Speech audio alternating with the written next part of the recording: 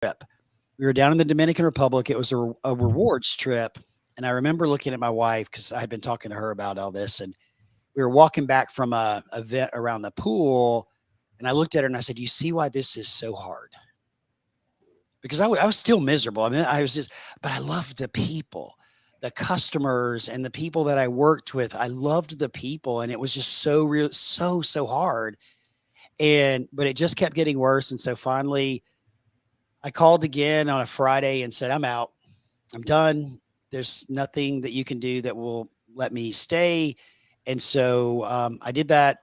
It was a bad decision on their part, in my opinion, but I resigned on Friday at noon and I was gone on Monday at noon. And so, and whether it's right or wrong doesn't matter, but that was the decision that they made. And so, and it was a few days later, the CEO called me and said, "Okay, what are you doing?" And I said, "I don't know." He said, "What do you mean you don't know?" And I said, "I have no clue what I'm doing." And he goes, "Well, I was told you're going to work for a competitor and you're blah, blah, blah." And I said, "Oh, that's lies." And that just was a continuation of the stuff that was going on before I left. And that very moment, I knew that I had made the right choice. I knew that I had made the right choice to leave corporate America and save myself. But Sid, what were you going to? What were you actually going to? I didn't know, to be very honest. I had no clue. I literally had no clue what I was going to. I took 2 months off and I needed to, as I said earlier, I needed to save myself. I needed to get healthy. I needed to eat right. I needed to sleep the whole night. I just needed to mentally, physically, and emotionally repair myself. So that was the top of my priority. That was the top on my list to do. Once I felt like I had that under control, then I started looking at, okay, what am I going to do? Listen, the first week and a half or 2 weeks, my phone was ringing off the hook. People were shocked that I had left. I'd been there for 10 years. I had a really important position. I was very well respected. I had multiple job offers. And I just said, yeah, now is not the time to talk about this. And so as I sat back and, I remember sitting on my patio with a cup of coffee early in the morning and it just like hit me. It's like, it's time. Now is the time for you to step out, to start your own business and to do your own thing. And so that's why once I had that moment, I mean, I remember the sun was coming up. I was watching the sun coming up. I was drinking a cup of coffee. It was probably about 5:30 or 6 in the morning.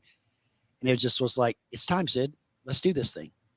And so that's when I jumped into. So I jumped off of a cliff, if you will, figuratively jumped off a cliff and then jumped into entrepreneurship. Though it was something I'd always wanted to do. I just didn't ever know if I would do it. But fortunately, my wife was super supportive and, very encouraging to be able to do it. And, the minute I said, this is what I'm doing, the customers were lined out the door. Wow. Okay. Now, Sid, there's the silver lining. So you've kind of segued into the second question, which is what good things happened because you went through that struggle. Step us through the next set of the journey. What So, happened after that? so the next few steps of the journey were, okay, you're going to do this. What are you going to call the company? What are you actually going to do? And I knew one part of it, but I didn't know the other part of it. And so then I started to work. Okay, let's write a business plan. So I'm like Googling how to write a business plan. And so I'm writing a business plan and making things up as I go along and trying to figure out what the services were. And I mean, you dream really, really big. And I never once said, "Oh, well, it's just me." I never said that. I never said, "Oh, it's just me." I just like had all we're going to do coaching, consulting, and training. And I had all these ideas of what the trainings were going to be, the consulting services we were going to be, and what coaching was going to look like. Never dawned on me that Sid's not dividable into 1,000 different pieces to be able to do all that. It just never crossed my mind. And so we started. And that's what I mean by once I got the name of the company, Embark CCT, which stands for Coaching, Consulting, and Training. Once I got the name, and then I said, this is what I'm doing. And I started calling people. I put up a website. It's very jinky. Put up a website. We had a makeshift logo. I mean, but once I started telling people, the phone did not stop ringing.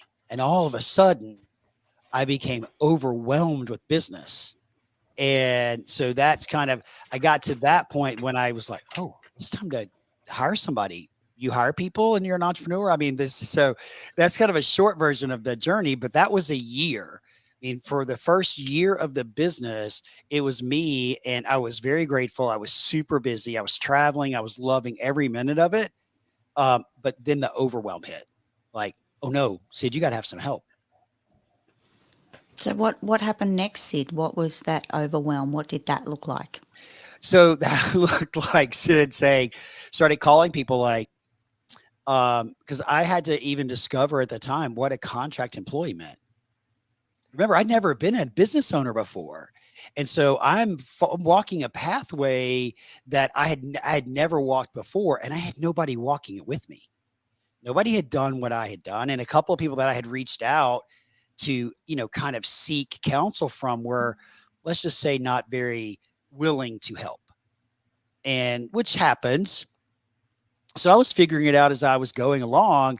And so I called a young lady that just had a baby. And I said, I don't know if you're going back to work. We used to work together. I said, I don't know if you're going back to work in your job or what your plans are. And I explained to her what I needed. And she goes, well, I really need benefits and healthcare and all these kinds of things. And I'm like, well, I'm not in a position to offer that. This is a contract position. And so if you know of anybody, please send them my way. About 2 months later, she called me and she goes, okay, I'm ready. And I went, what? She said, I'm ready. She goes, in fact, if you're ready, I'll resign tomorrow. I was like, so the next week, all of a sudden I had an employee, like a full-time employee that I'm paying full-time wages to, though she was a contract employee. And that was like oh crap moment. Like, no, Sid, you're responsible for somebody else now besides yourself. And so, from there, we just continued to grow. And as things changed in the world, she left. I had other people come on board. That's just part of, I think, attrition of businesses and things anyway. And so we just kept continuing to grow until March of 2020. Now, there were lots of bumps. There were lots of hurdles. There were lots of ups and downs along the way. Don't take what I just said as it was a rosy path, because it was far from being a simple, easy, rosy path.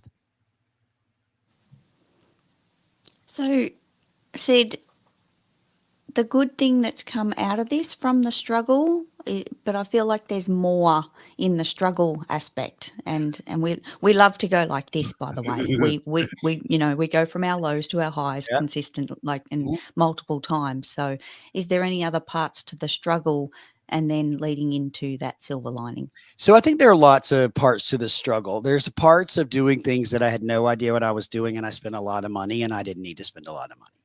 Again, because I didn't have anybody to talk to. I didn't have a resource. I didn't really have a mentor. I was making it up as I went along. And, and then, so there's that. I mean, I spent a lot of money that I didn't need to spend. Okay. And then there's the part of this whole aspect of mindset and, controlling your mindset and understanding, how you have the benefit to change your mindset, how you can control it. I didn't really understand that, because when I worked in corporate America, professional development was a thing, but it was behind a curtain. We didn't talk about it. We certainly did not invest in it. We didn't do anything to better our employees. We didn't send them to training programs or education programs. We were a sales organization. And if you knew how to sell, then you got out there, and it was literally a bit of the Wild West. That's what we did. And so when I started this journey of being an entrepreneur, I all of a sudden discovered professional development. And I was like, oh, this is what this is about. I've heard people say this before. And I made a decision. It was shortly after I had been coaching this young man. His dad had hired me to coach him. He's coming into the business. His dad had hired me to coach him. And I got off the phone with him one day, and I went, I'll use one of Kim's words, this is creepy. This doesn't feel good. This is weird. I felt like I was his boss. And so I started researching coaching and what it meant to be a professional coach. And I found a program through a company called IPEC, which stands for the Institute of Professional Excellence in Coaching. And the first time I did my discovery call with it, if you will, discovery call. And I found out the price. I freaked out. Well, I can't do that. Are you kidding me? That's how much? So I waited about 2 months after doing more coaching with more people, and it felt creepy and it felt weird and I just didn't feel good. So I called him back. In March of 2018, I walked into the door of a hotel conference room and met 25 people that changed my life. And over that year, I revealed my soul. I wrote things down I'd never written down. I discovered things about myself that I had never discovered about myself with the help of 25 strangers that we met together once a quarter for 3 days from 9 to 7, 3 days a week, Friday, Saturday, and Sunday. And then in between the meetings, we were on the phone, we were on Zooms, we were coaching each other. I had never been coached before. So I was being coached. We were doing peer coaching. I had a success coach. I had a mentor coach.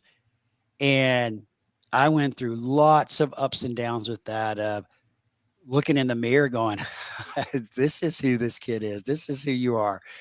And IPEC changed my life. The 25 people that I went through IPEC with changed my life. I'm still connected with each and every one of them. And I will forever be grateful for the money that I spent in investing in myself to discover myself. That's when I discovered myself, was going through that program. And I literally and figuratively discovered Sid through IPEC. And I've referred dozens of people to that program. That's incredible, Sid, just to 25 strangers and to make, and I'm sure you made, fantastic connections throughout that year of training, but to find yourself through that program is quite impactful in itself. So thank you for sharing that. I'm going to pass it over I'm going to jump in. Linda. Yeah, there we go. thank you. Perfect timing. I think all three of you might be ready to just bounce on me. So let's go. Look, I just want to connect a few dots for a second, because you said that when you started, is ICCT? IPEC, IPEC. IPAC, IPAC, and then you'd already started your consulting Yes. already before Yes. that as an individual entrepreneur. Yes. And you mentioned that you had customers lining up at the door, and you felt quite grateful in that space. So why do you feel like you needed the coaching on top of what you were already providing and already doing? It's a great question, Linda. And I think the reason that I'll answer it is I had 5 coaching clients. So at that time, we were consulting. I was doing consulting business. I was creating some training programs, and I had 5 one-on-one coaching clients at that time. I was super busy, and I was loving life. But in the coaching, I honestly felt like I was being their boss. I felt like I was kind of saying, well, you need to do this and you need to do that. And, oh, this is the program that you need to do. And this is how you need to ask that question. And it just didn't feel good. I wasn't being paid to be their boss. They had bosses. And so it just felt really uncomfortable, that it just didn't feel good. And so that's when I started researching coaching to try to really understand what coaching is and what it's not. And that's when I discovered IPAC, which is the Institute for Professional Excellence in Coaching. That's when I discovered it. And when I went through the program, light bulbs went off. Because these 5 people that would come into me, I literally was like helping them solve problems about what to do with this person and what to do with this customer. And I didn't feel comfortable doing that because they all had bosses. That makes sense? Did I connect the dots?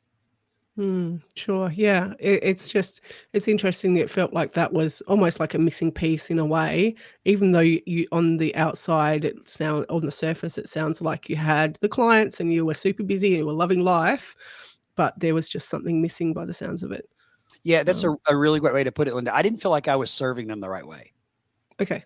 Sure. I feel like they had 2 bosses. They had their boss that they reported to that, that was make sure they got a paycheck. And then they had somebody being paid by their boss. And it's like, they have 2 bosses. Well, you can't report to 2 bosses. It's hard to do. Definitely. Thanks for jumping in, Linda. Melissa or Kim, do you have anything for Sid?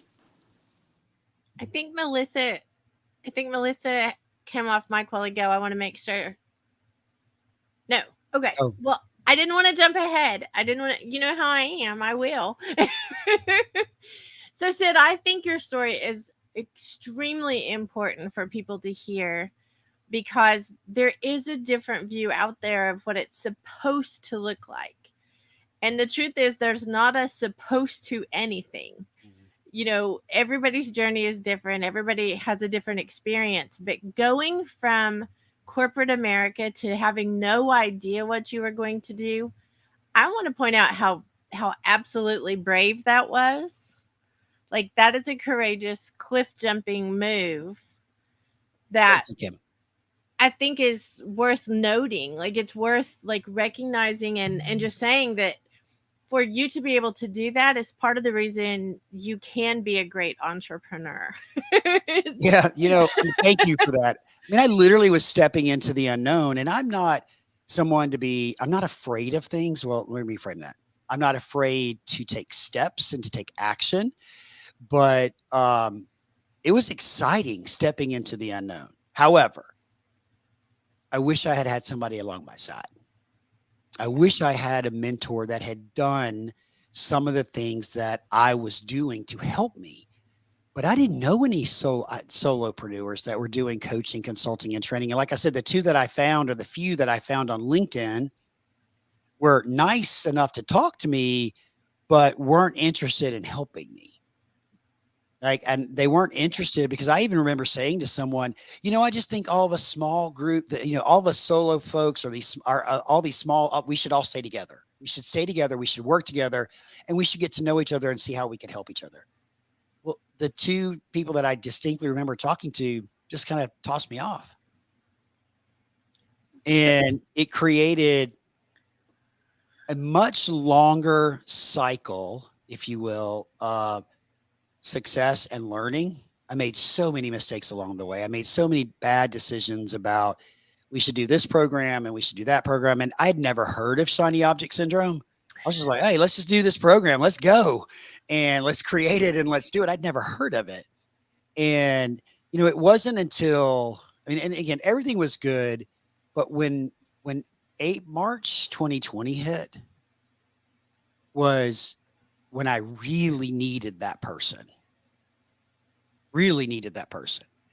because all of a sudden we returned from spring break and being in Europe with my family and having a blast to coming home and running to the grocery store and being locked inside for a year. And I didn't anticipate that. Nobody anticipated that. I certainly did not anticipate in April that I would be sitting at my desk with no clients and with 4 people on my team and sitting here literally with my wife beside me, crying my eyes out about how are we going to move forward? How these people depend on me. How am I going to, without going into significant debt, be sure that they get to put food on their table and they get to take care of their family? It was really, really hard. That moment in time, because I wasn't prepared for that and I had nobody to help me with that. My wife didn't understand. She had a corporate job and I love her to death, right? I do. I mean, she's my heart and soul. We've been married for 26 years, but she said something to me that no entrepreneur should ever hear. And I told her this too. She looked at me and very, very lovingly looked at me. And she said, well, you can get a job. And that's when I lost it. I'm like, you don't understand. And so that person, we talk about this a lot, about having people understand the path that we're walking. And my wife doesn't get the entrepreneur path because she's not an entrepreneur. She could be, and she could be an amazing one, but she's not. And that's okay. But what we need is people to help support us. We need people that help lift us up when we're in a difficult place, to cheer us on, to be in our corner. And that, once I discovered Clubhouse, that's what led me to the Amazing Entrepreneurs Club. And my mission, I have a single mission, is to ensure that no entrepreneur walks the path that I walked and walks it alone. That's the mission. Build a community of people to help support each other so that we can do this together, because no entrepreneur should ever give up on their dream because they're alone. That's my And I mission. think what you've highlighted, Sid, and a lot of us will it resonates with me, is that, you know, the people that are nearest and dearest to us, they love us unconditionally, and it's not that they don't want to support us, it's just that lack of understanding, and they don't mean to, you know, they don't love us any less because they're doing something different to what we're doing, but we all have them in our life, and it does make things difficult because we question those around us. We want to surround ourselves with the people that will lift us up and support us, and they don't mean not to support us. They are supporting us in different ways, Yes. just not on that entrepreneur level.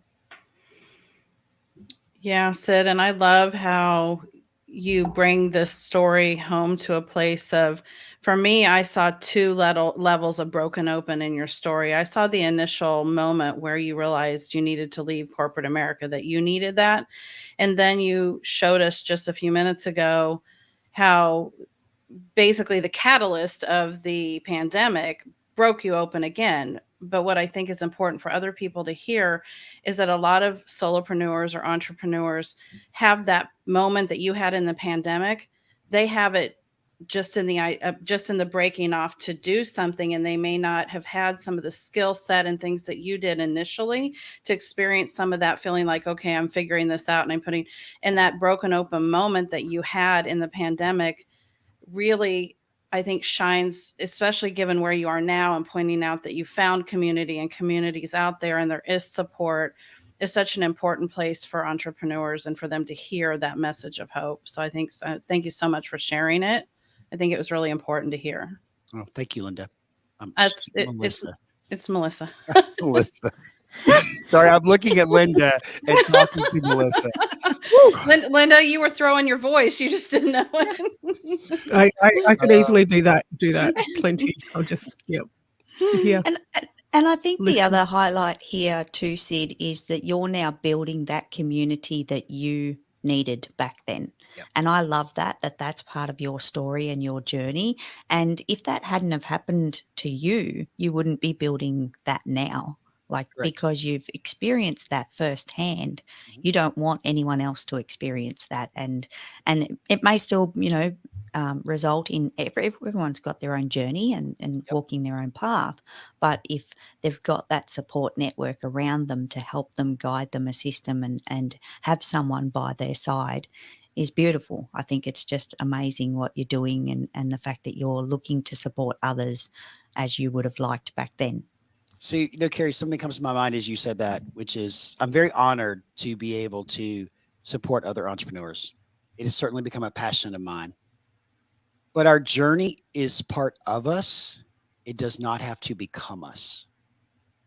Our journey is part of us. It makes up the fabric of who we are, but it does not have to become us. I do not have to let the fact of all the things that happened along my journey define me. They can help make me a better person and make me a better leader and make me a better entrepreneur and a better contributor and someone that impacts the world in a bigger way.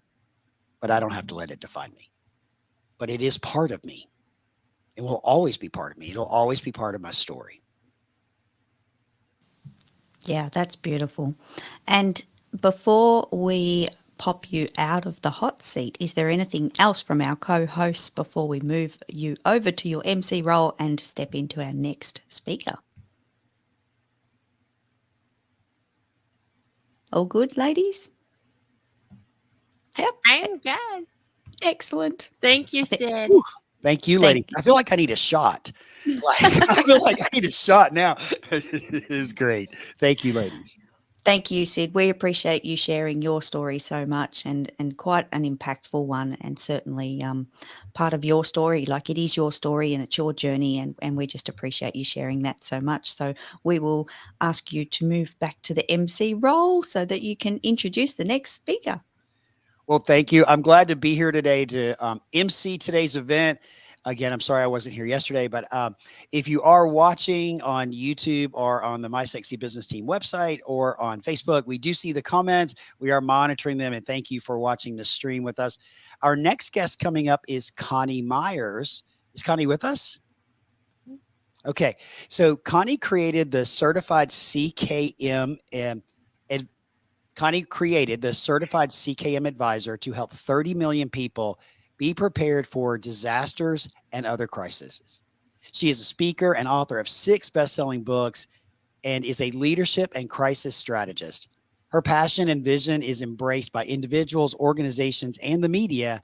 Her entire life was in training for creation of this program.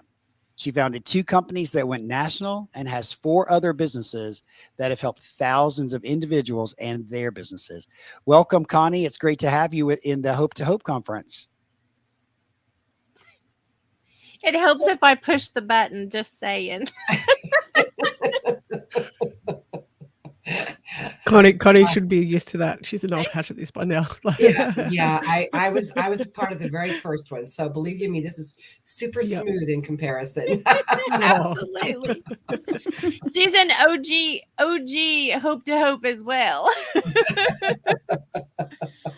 Connie, thank you so much for joining us. We appreciate your time and joining us to share your story. And you've been down this path before, you know the drill. But we do have the first question for you, which is, in what way were you broken open? Can you please share your story with us? Absolutely. Well, I actually have been broken open twice. The first time was about a little over 10 years ago when my husband passed away. And I tried, and it was like I was having this out-of-body experience. The conversation was over here, and I was over here watching, and I wasn't connecting. And it was during that time, it took me about 60 days, and I figured out that my old life was gone.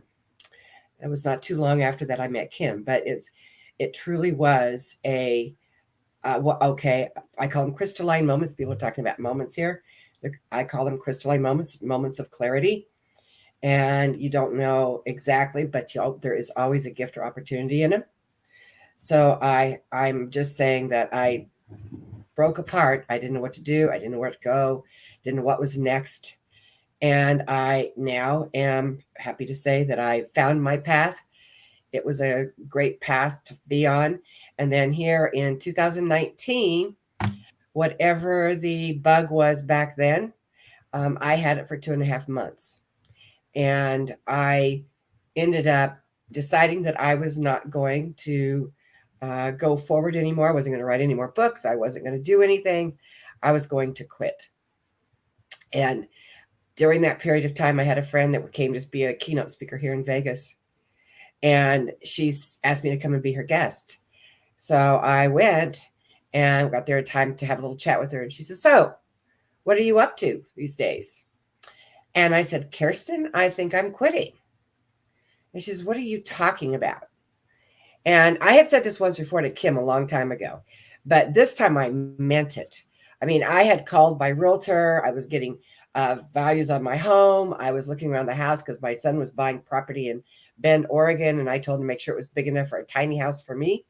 I was packing up. I was already looking around what I was going to pack up and take with me. And she looked at me and she said, "You're what?" And I said, "I'm quitting. I don't think I'm making a difference. I don't think that I can do this anymore. I'm 70 years old. What difference could I possibly make?" She put her finger in my face and she said, "You are not quitting." Similar to somebody else I know. And she says, "I will not let you quit. I talk about you all the time and what you've done since your husband passed away and the way that you've changed your life and the difference you are making. You're not quitting." So I came home that afternoon and I'm sitting in my chair. I'm not one to be sitting in a chair, and I've been doing it for 2.5 months. So I'm sitting in my chair trying to decide, okay, Connie, what is really going on here? And I figured out what I had told everybody else to do. What are 3 things you're grateful for? What are 3 successes you had from the day before? What is your vision? I hadn't done that in 2.5 months. So I sat down that afternoon and I said, okay, let's start this now. and I started writing my vision. Well, for years, I was a FEMA inspector and trainer for 7 years. And for years, I would have this fleeting thought, what does that FEMA stuff have to do with anything you're doing today? And up until then, absolutely nothing. But that day, 3 weeks later, I got an email from the California Association of Realtors saying, these are courses we're looking for. And one of them was disasters. And I wrote back and I said, nobody gets that but me. And so I wrote the first course. It was just a little 3-hour, no big deal course.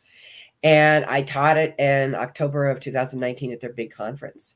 And then I also provided a panel of experts for their professional development and education people from all around the state.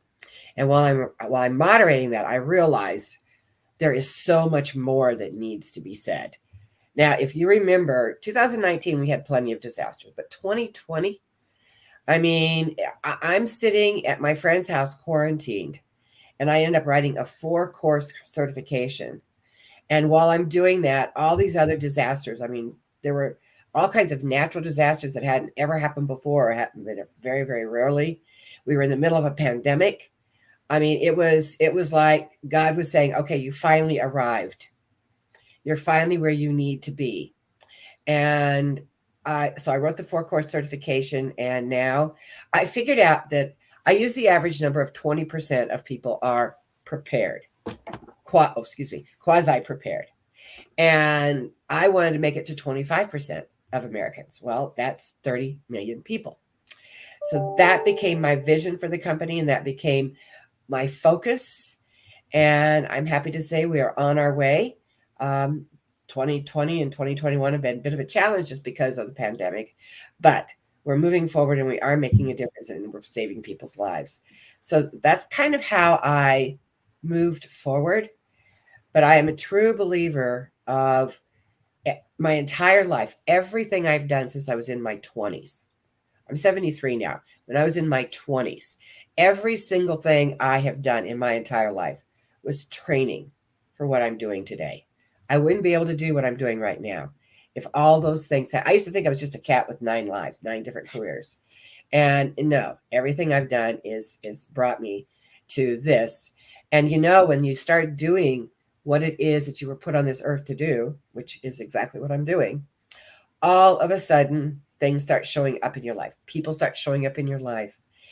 Resources start showing up in your life. And this last year has been such a godsend. And it started in 2020.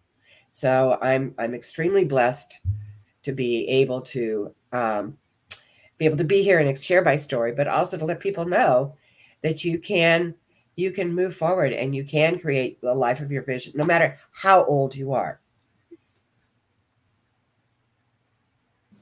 I love that, Connie. That is such an amazing story. And to be on the brink of quitting and then having, people around you yourself, you looked within yourself of what you needed to do to shift that mindset, as well as having people around you to support you and push you to not quit as well is certainly, I'm so happy that happened. I'm really, really excited that happened, because I do believe in, when we are present, people surround us as well. So it took you to actually make a lot of those moves to make that happen. So I think that's fantastic. And thank you for sharing all of that as well.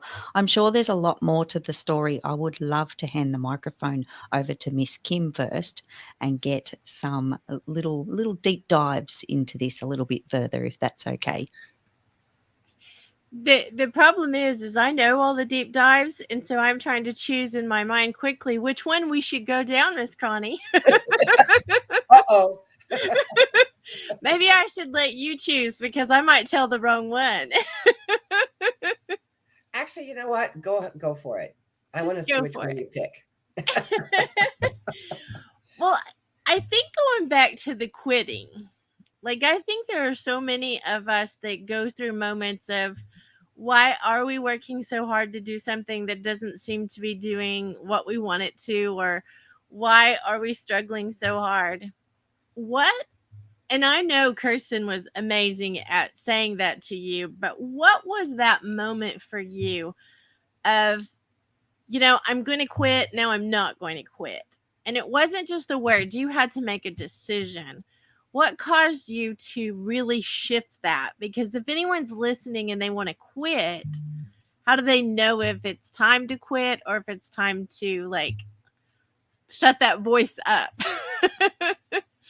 Well, I think first of all, let me just give credit where credit's due. I mean, I wanted to quit once before, and you stopped me, and then so you need first thing to have good friends that recognize that you are making a big mistake is number one, because I if Kirsten hadn't stopped me, if you hadn't stopped me, I would have gone down a completely different path.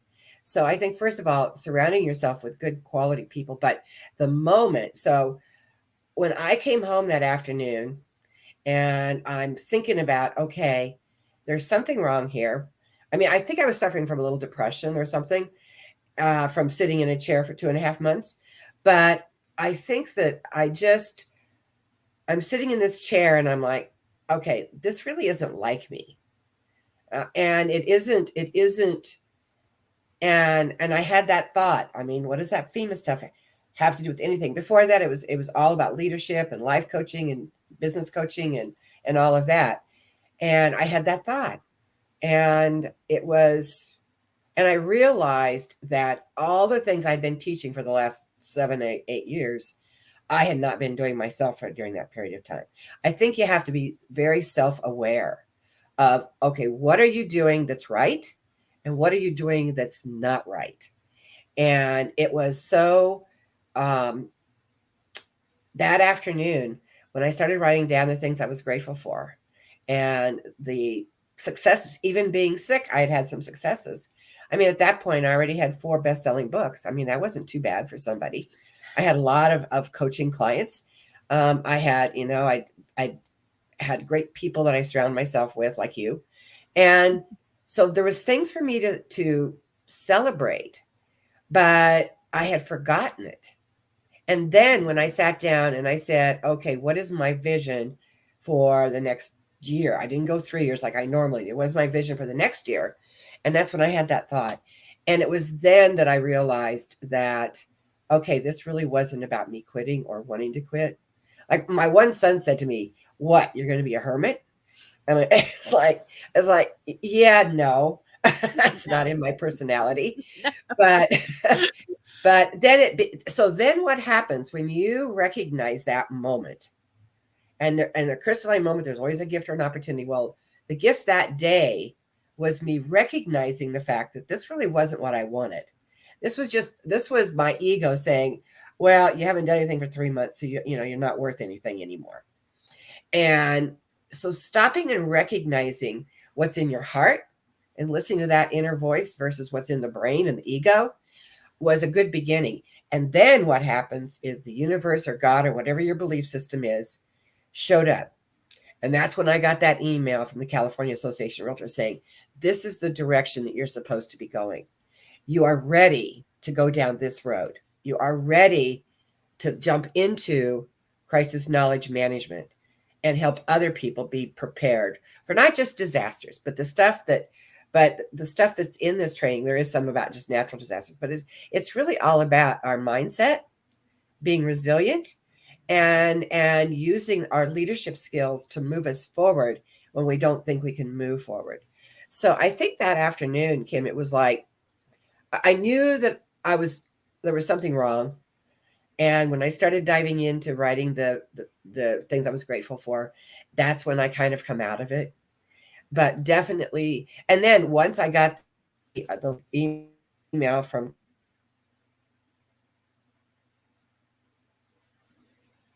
professional development, standing room only, there's probably 250 people in there wanting to know more about it. And then the disasters just kept coming, right? Here we are. Here I am quarantined. Okay, if this isn't a crystalline moment, I don't know what is. I'm sitting there quarantined and I'm writing about pandemics and mass shootings and cyber attacks. And I told my friend Elaine, I said, if I can write about this stuff, sitting here quarantined and not get depressed, I will never get depressed. But every time I started writing something, there was something more for me to say. And then these people, these amazing, amazing people showed up in my life to help me move this forward. I call them the CKM Awesome Team because that's exactly what they are. They were such a gift. And you know you're going down that right path when that kind of stuff starts showing up for you. So I think it was just a moment of sitting back and taking a moment and saying, okay, what really is going on here? And being able to listen. I think you and Sid have a lot in common because Sid has a clubhouse room on Fridays that's called Fun Win Fridays.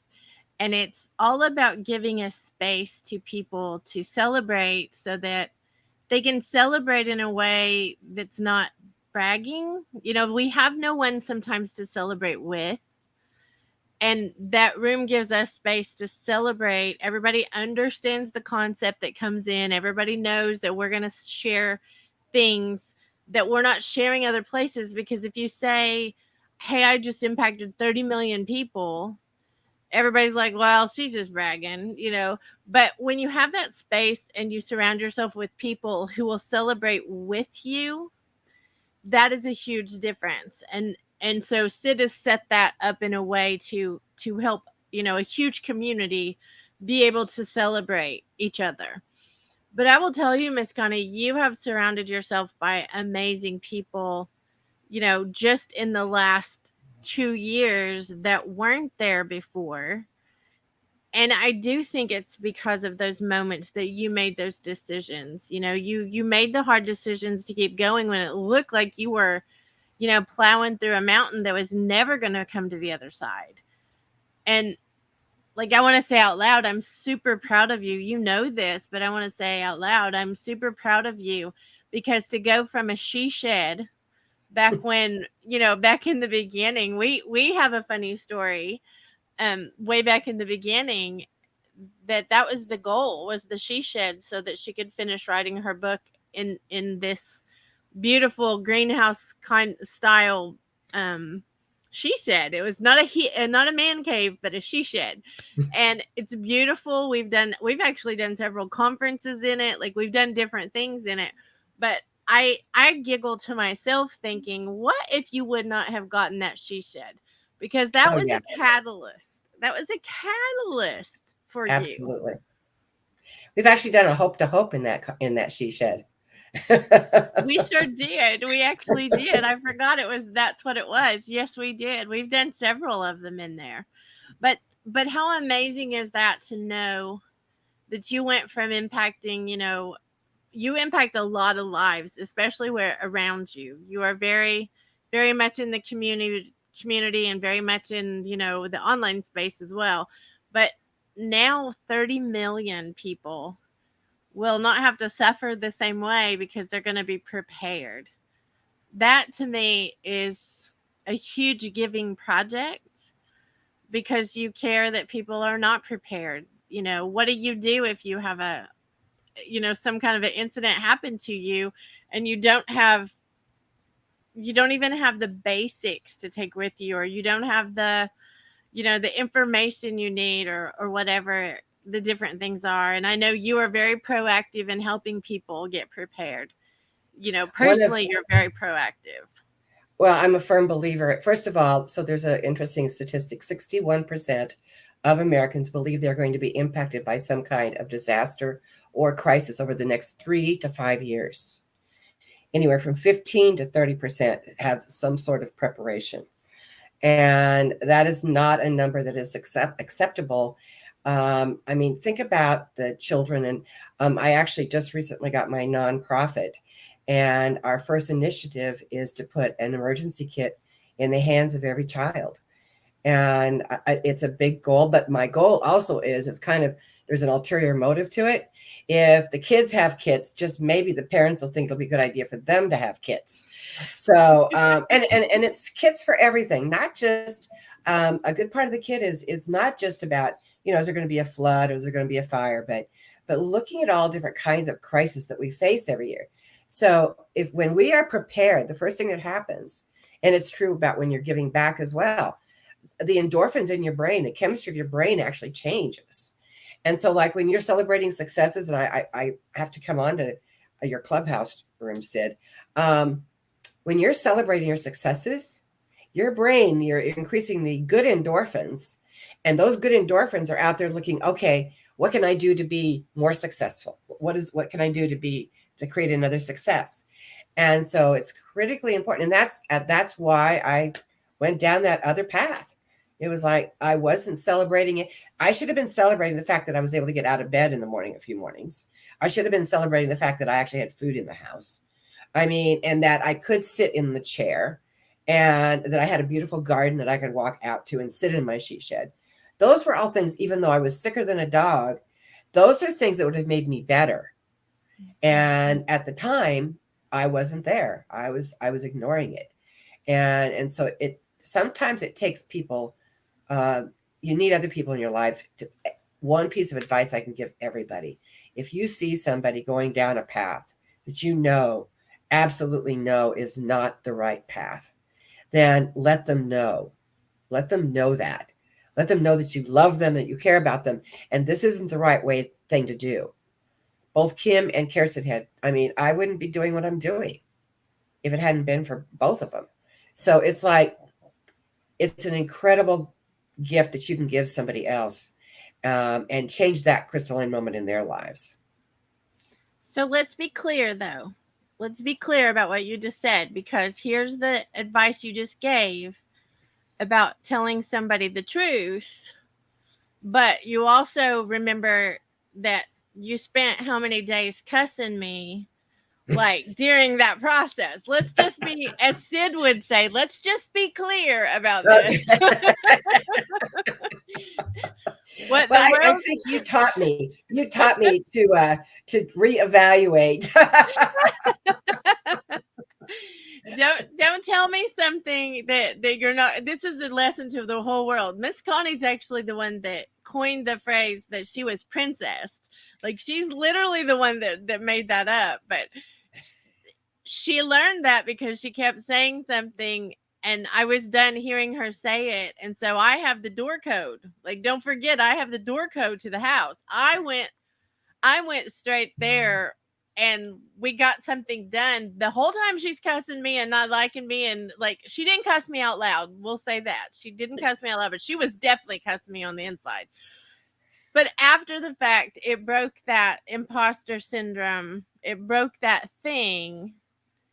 And now look at you being awesome and telling other people to tell the truth too. Like, I admire you so much, because a lot of people won't take feedback. They won't take that thing. They'll just, as Carrie would say, they'll throw their toys out of the cot, and they'll take their toys and go home. And you didn't. You persevered even when it didn't feel good. So it just makes me super, super proud of you. Thank you, honey. Well, I totally cherish our friendship and our relationship. I mean, you're right. Those books wouldn't have got that class. That Kick Butt Leadership class would have never gotten written if you hadn't come and knocked. You didn't knock on my door. You just came in. But we got it done, and it's helping a lot of people become better leaders. So you may not have let me in if I'd have knocked. I wasn't taking a chance.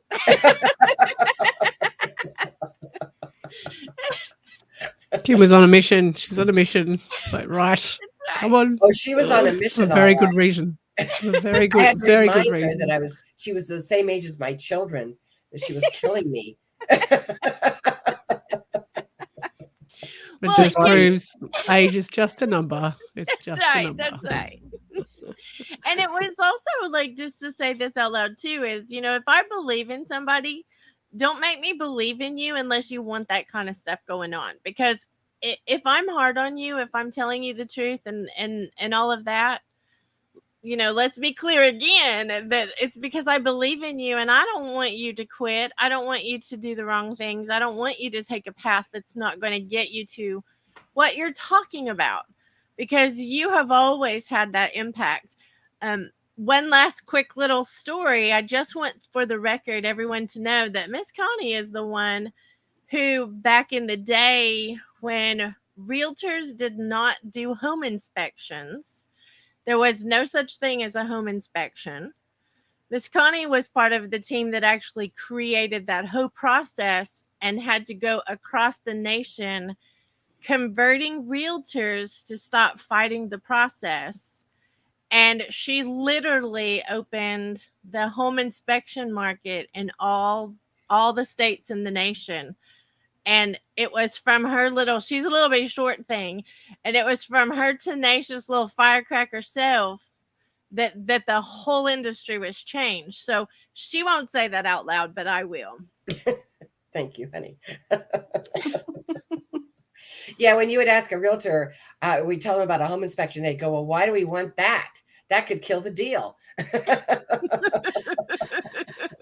Oh, that's so funny. My husband spent 20 years as a home inspector and owning a home inspection franchise. And he he used that exact term. We're often called deal killers. Oh, yeah. He'd leave in the morning and say, I'm off to kill someone's dream. I'll have to tell him he owes his career to you, Connie. Well, I hope it turned out to be a good one. It was. He loved it. But So, yeah, Carrie, I'm going to stop talking. I'm going to let you have it back because, Miss Connie and I can go on for a while. I was enjoying. I thought it was going really well. Did we actually touch on the good things? Because there's so many good things, Connie, and I know you and Kim have touched on so many awesome pieces of what you guys have shared and the story that together and also your journey. What would you actually classify as the good thing that happened from your struggle? Give us one good thing. By far, finding my purpose, by far, creating a legacy.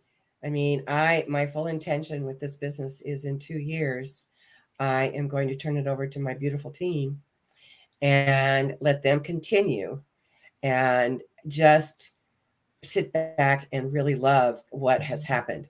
And really, if you can change people's lives, if you can save money on property and damage, I mean, what greater gift could there possibly be? And I'm super excited. I have a new book coming out called When the Unthinkable Happens, Be Prepared, Be Ready. And it's designed for consumers. And I actually wanted to write that book back in the early 2000s when I finished doing FEMA work. I wanted because consumers and businesses, they really need to know what's really important and what they need to have and how to protect their families. So if I can help others, the whole idea is CKM advisors go out to their communities and teach what I've taught them and pass the information along. And if I can help them save lives in their communities, if I can help them save property and obviously money, then what better joy or gift could I possibly give myself and everybody else? And my little book is just a little book, but I know it's going to make a huge impact on a lot of people's lives and make a big difference in how prepared we really are. So I think that's my greatest gift. My greatest joy is that I have this amazing team that's going to keep it going after I decide to sit back a little bit and enjoy the scenery. That's beautiful. Thank you, Connie. Thank you for joining us and sharing your story. And yes, it's just, I can just imagine how amazing the things that you're doing. It's so needed. It is really, really needed. And I'm glad that you're taking that opportunity and impacting people and sharing a great message. Being prepared. We always need to be prepared. And we never know what's around the corner. So super excited that you're doing all of that. Well, I have to say, thank you, all of you, for creating this beautiful Hope to Hope this year where Miss Kim, my princess, doesn't have to be doing all of the work. And so thank you so much for doing this for her. And Kim, I love you to benches. And Sid, I'll be looking your clubhouse thing up. And again, thank you, ladies, for doing such a great job. Thank you. Thank you, Connie. Over to our MC, Sid. Sorry about that. Looking for the unmute button. Thank you, Connie, for joining us. And we're really excited to welcome our next guest speaker, Jimmy Lugonier. Jimmy is the owner and operator of Flintstone Media Group. She is the founder and chief enthusiasm officer of the Florida Podcast Network, and she's a production manager. I mean, this lady's list goes on and on of what she does. She's also the host or the producer of the Horse Radio Network and Business in the Bedroom podcast. She is affiliated with the Podfest podcast. So, Jimmy, there's way too many pod things in this bio. There's a theme. Tripping me up. Yes, it's tripping me up. It is so great to see you, producer Jimmy. And I'm going to pass the mic to Carrie and let her get It's great started. to see you guys. Your face is moving. This is fantastic. It's a little different, isn't it? Hey, Jimmy, it's great to have you here. Thank you so much for joining us. Hi. So excited to be here. So, Jimmy, we are going to put you in the hot seat. I All hope right. you're ready. I am super ready. I have thermals on. I'm good. Let's do this. Very good. Very good. Jimmy, the first question is, in what way were you broken open? Please share your story with us. Oh my gosh. Okay, wait a minute. So I knew what the conference was going to be about. And I was thinking to myself, if they ask a question about, my biggest struggle or something like that, I knew this is exactly what's going to happen would happen. Now there's like a Rolodex of going through my head of all the stuff, and I have to pick something because there's been a lot. There's been a lot. But So I'd let it say, spin for a second and then just hit pause. like the Price is Right wheel or something like that. Yeah. I did a coffee with Carrie wheel. There you go. I love it. Perfect. I was actually going to say the coffee with Carrie wheel, but you can't be cheated on like it was with me. And he interrupted me and stopped kind of when it was not supposed to be. So, Well, I'll tell you when the story of when I realized that life is finite, that we are all vulnerable, that our decisions and every day counts. I definitely learned that lesson kind of all at once. And so going back to, it was the summer after my junior year of college. Now I had, I actually shared something with you guys a couple of times this week where I actually created my own major at Tulane because I wanted to study information systems, but I didn't want to do it in the engineering school and do organic chemistry and all that stuff. So anyways, I created a major in the business school, and the business school also had the opportunity to go study abroad during the summer. So it was a program you had to pay a large chunk of change and then also earn the grades to get in and do some other stuff. Like I think I did an interview and whatnot. But anyways, worked my butt off on all fronts. I was already someone who had multiple jobs while in college. I was an EMT, I was a babysitter, I was a tutor, I was like a lot of things, making ends meet. So, but I managed to get everything together and make my way into this summer abroad program. It was going to be my first time in Europe, and I was really excited about it, starry-eyed and all the things. And so it was going to be 2 weeks in Madrid and then 2 weeks in Paris. And I know, right? I see go, ooh, I know. So while I was in Madrid, though, I was talking a lot while eating. Big surprise. Jemmy talking a lot, and I can't imagine. I was talking a lot, and I didn't realize that I had accidentally eaten some raw chicken. And so when I got sick over the course of the next day or whatever, that's what I thought it was. And I thought it was food poisoning or something like that. But food poisoning only lasts about 24 hours, 48 hours maybe. And this was getting progressively worse and worse and worse. Now, I just barely made it through. I crawled my way through my class. It was international finance, I believe, in Madrid. So I passed that class. But I mean, I barely went out to all the things. I was there with like 20, 30 other students from Tulane. And I think I went to dinner with them once, maybe twice. I missed out on most of the stuff. I was stuck in my hotel. So the second day in Paris, or the first night in Paris, I mean, it was the night before classes were to begin. And I was in these two girls' rooms, Jen and Liz. And I doubled over in pain. And they're like, we're taking you to the hospital immediately. Luckily, we were right up the street from the best hospital in Paris. You'll see why I'm doing quotes in a second. So they realized after doing some tests that I had appendicitis. So the chicken had nothing to do with it. It was a total red herring. It was appendicitis, just bad timing. And so this was a Sunday. So I was scheduled to have surgery on Tuesday. So I had surgery. They did it laparoscopically, which is when instead of one big incision, they make 4 little holes. So they have like 1 hole's for the laser, one's for the suction, one's for the whatever, I don't know, all the things. And they pump you full of CO2 to kind of have room to work. Well, after the surgery is over, they're supposed to kind of deflate you. They forgot that step with me. So I woke up in tremendous amounts of pain, looking distended.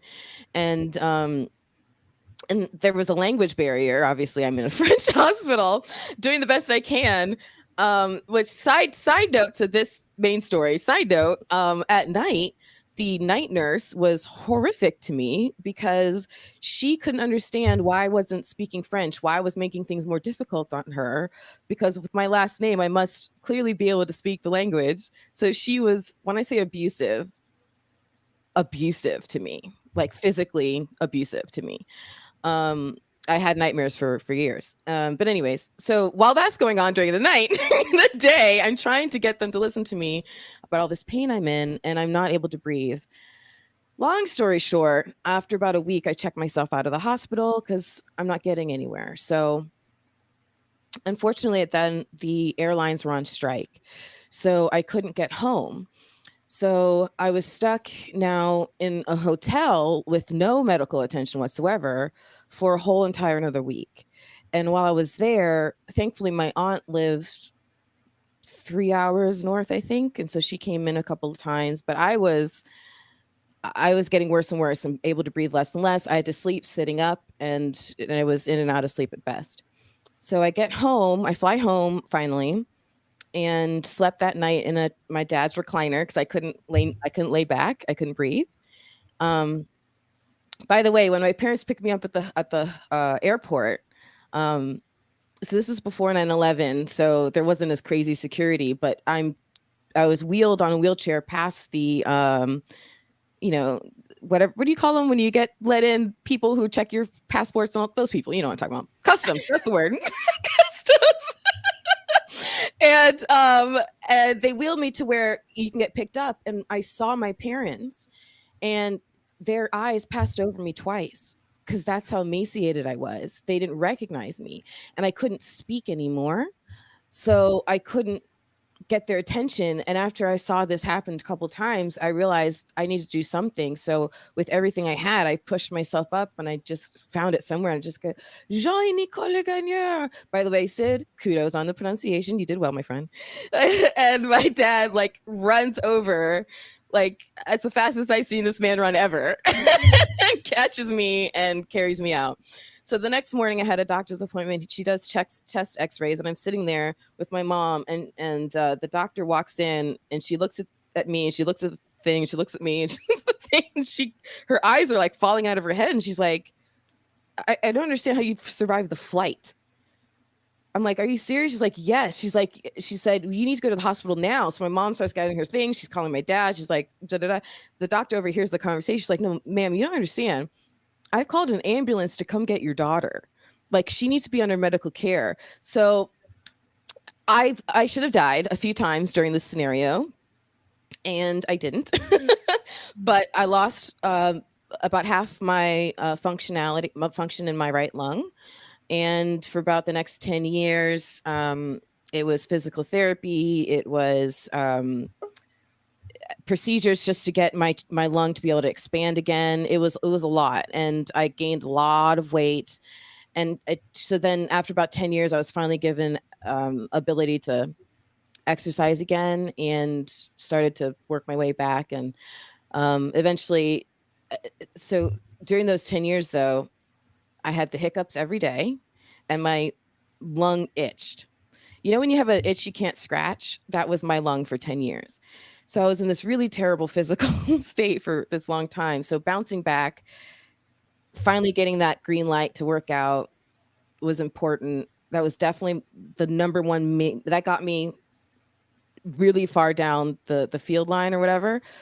But then what's interesting is when I discovered podcasting, it caused me to talk a lot more than I ever had talked in a long time, and regularly.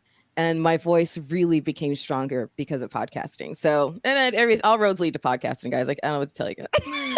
So, Jimmy, I'm curious. It's such a great story, and I appreciate you sharing all the details of that story. Would you say that podcasting is your silver lining? Ooh, I would say that the silver lining of that story is no, I would say that the silver lining of that story is that I recognized in that moment going through all of that, that tomorrow's not guaranteed. There's a future that you have to look forward to. And I don't know that I was ready at that point to make any decisions that affected my future, because at that point I was still in survival mode for the next decade.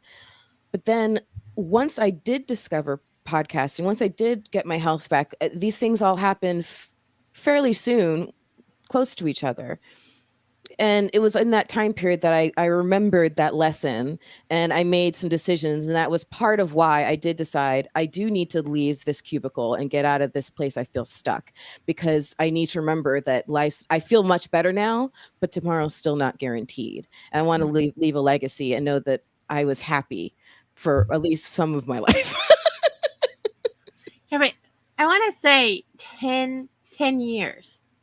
Yeah. Like, you know, we fuss because we go through something for a short period of time, and you did this for 10 years. I just want to make sure everybody grasps the gravity of the length of time. And I'll be honest, it's still bothering me. Like, I clear my throat just now because my lungs still doesn't function properly. I still have problems. When my son was sick this week, I was taking care of him, and I had to have a mask on for but anytime I got really close, because when I get sick, I get pneumonia, and it's horrible and it's painful. And just because of how he was sick and the symptoms he was exhibiting, I'm like, if I catch this thing, it is not going to be fun. So 10 years was, I would say, when it was really at its most severe.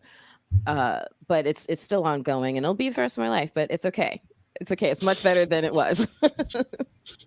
There's a book called The Body Keeps the Score. I'm not sure if you're familiar with that one. I've heard of it, but I haven't read it. Yeah. So it's Bessel van der Kolk, maybe. Bessel van der Kolk. Yep. That's it. Yep. And it talks about how traumatic event on top of traumatic event on top of traumatic event really gets intertwined into the body. Yes. And, I imagine when you were going through that phase of trying to hiccup, that's just your natural body reaction of trying to deal with a little tiny bubble fluff surface of what's actually going on. And just, it blows me away, because in studying, a fair bit of the trauma responses and my own journey with that, and then my kids' journey, and just we're conditioned and programmed so heavily in society to, fluff up the feathers, move on. Right. Let's go. Come on. Yep. Get back to work after having a baby 10 seconds ago. Like, that's not an exaggeration, but there's so much that we don't allow ourselves to naturally do. If we look at mammals in the wild, they will shake, after a traumatic event.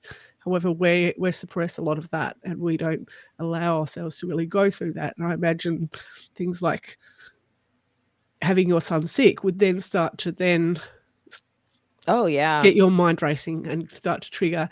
Totally. How do you think, how has it been for you to try and explain that both to yourself and to other people? I think the trickiest part is when it affects me, and I have to. Normally, I can mitigate its effects without anybody noticing that I'm doing it, like clearing my throat or stretching a certain way. Like if I were to just move my shoulder a little bit, you might not notice that, but it's me kind of stretching out my diaphragm to give my lung a little help, but no one really notices. I'd say it's when it's in those times when I can't help but someone noticing. And a recent example was when I was at Podfest a couple weeks ago. I went to lunch with my friend Glenn for Let's Mount and my friend Lee. And we were at lunch, and it was an open patio seating area where we were, but there were, people seated around near us. And I just felt a cough attack coming on. I just have them every once in a while. Nothing I can do about it. But yeah, and so I know Same that here. I know. that there's a certain level of effort I have to give my lung to help it, and that can look really disturbing. And if it looks like I'm making a lot of effort, especially in these days and times, to cough, and if I'm coughing kind of violently, like I don't want to make everyone around me really uncomfortable. So I literally got up without explaining, because Glenn knows me well enough. He's seen my act. He's traveled with me. He's like, all right, she's doing something.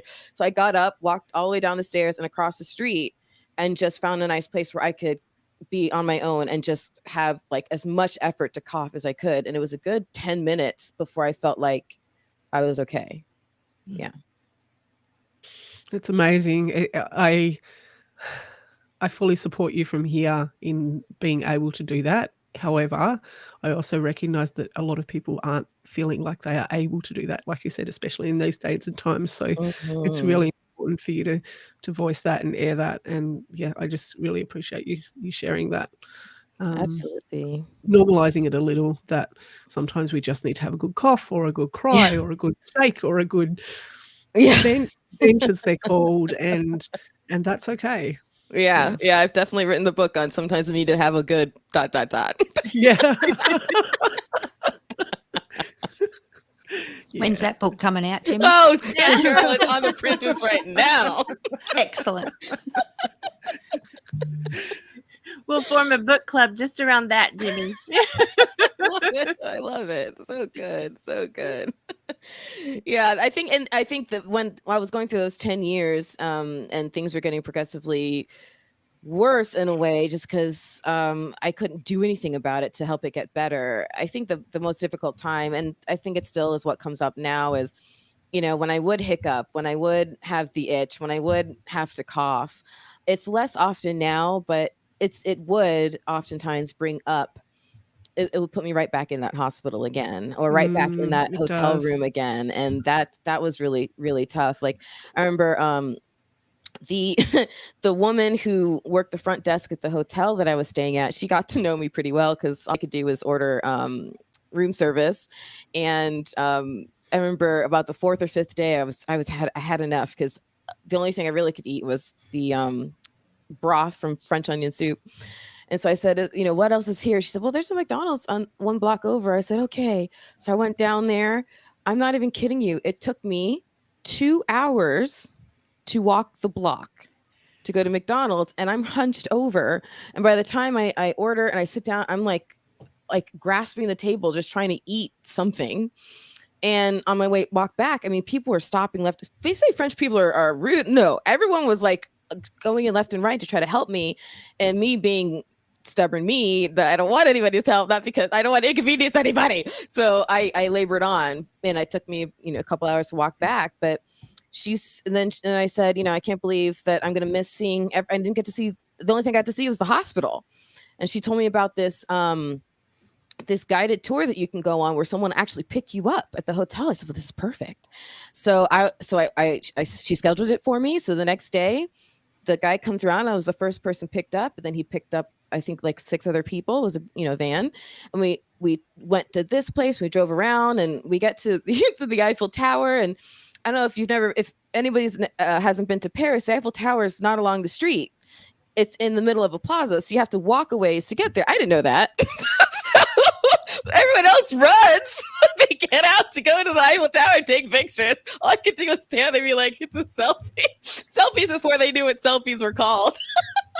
And then we get to the last stop, which was Montmartre, which is this gorgeous chapel on the top of this hill. And so you pull up about midway up, and you can either go up to go to see Montmartre and see the chapel, or you can go down where the bathrooms are. Well, Mama had to pee, and I was really slow, so the only thing I could do was go down to go to the bathroom. And I was lucky that I made it back in time to catch the car. It was terrible. So I have a lot of bad memories, but I have to laugh at them now because it's like, look, I wait. You can't make this stuff up. Like at least it's a good story. That's my silver lining, Sid. At least it's a good story. Yeah, you're not one for lack for a good story, that's for sure. Melissa, go ahead. No. Oh, sure. Yeah. I didn't. It's not Clubhouse. I didn't think I flashed my mic. Well, No, but but I saw you unmic and you were ready to ask. So I'm like, okay, go ahead, Melissa. Captain Sid's in the house. Oh, so awesome. So no, I just, what a story. I love that you had to, pick something out of your Rolodex and this came. But I want to hear you talk just a little bit about podcasting. It may not have been your silver lining, but Yeah. it has to have helped so much. Not only, I mean, I hear you saying it helped with the physical. It helps with the physical, and I get that.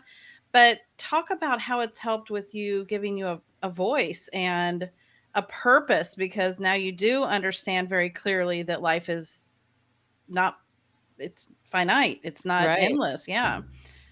I mean, it is like a box of chocolates, but you do have some control over what you're going to get because it's about what you put into that box, right? Like I have learned so much from, number one, the people that I've learned on this journey. I've met on this journey, both people who have supported me along the way and all of that, but also my guests have taught me a lot. And I've learned a lot about myself on this journey. I think for a long time, I was really unsure of who Jemmy was, because I grew up in a household where I God bless my family. I have an older brother. You say I have a lot of stats. Let me list a couple things. Ready?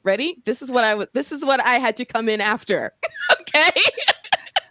We're on the edge of our seat. He was class president. Okay. He was valedictorian one year, salutatorian another year. I don't know, something like that. He graduated with a 4 point something. He took 6 AP classes in high school. He went to what's that school called? Oh yeah, Harvard. He graduated cum laude. He went to Columbia Law School, the top 3 law school in the country. He worked for oh my gosh, the guy Johnny Cochran. He worked for Johnny Cochran. He worked for, this is like, his list is ridiculous.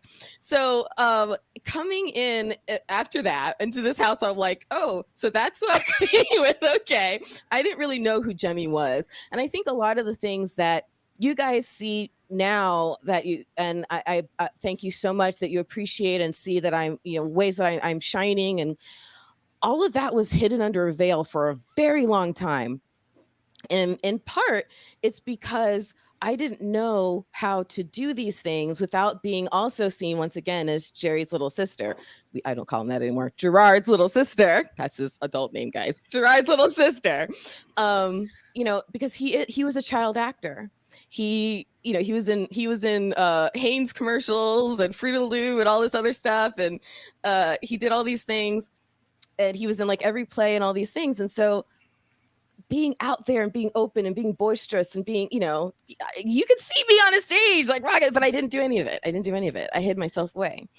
So I didn't know who I was. And I didn't, I wanted to be an archaeologist at one point. I wanted to do this, that, and the other.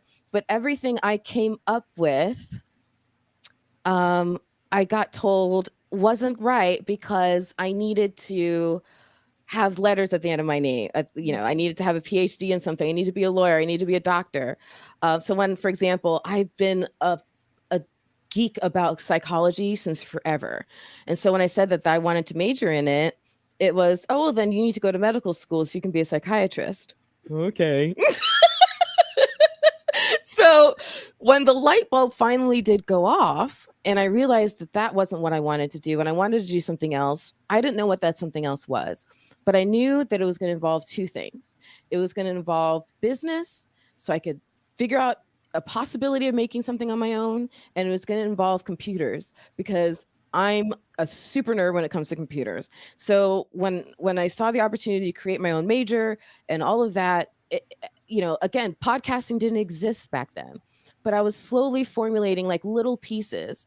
So then when podcasting did come on my radar, it just seemed to be like this missing friend that I'd had all my life. Like I'd wanted to have all my life. It's like when you hear sometimes, people who grow up to be authors, it's like they would scribble away in their journals on all things when they were little, or somebody who grew up to be a painter, they would paint all day. I didn't have. I mean, I guess I could have. I've heard stories of some people like taking tape recorders, and I've heard stories like that. But I didn't know that there could be podcasting in my future. And it's been really exciting since I finally discovered it. It feels like the most comfortable glove I've ever put on. And it's a microphone. Exactly.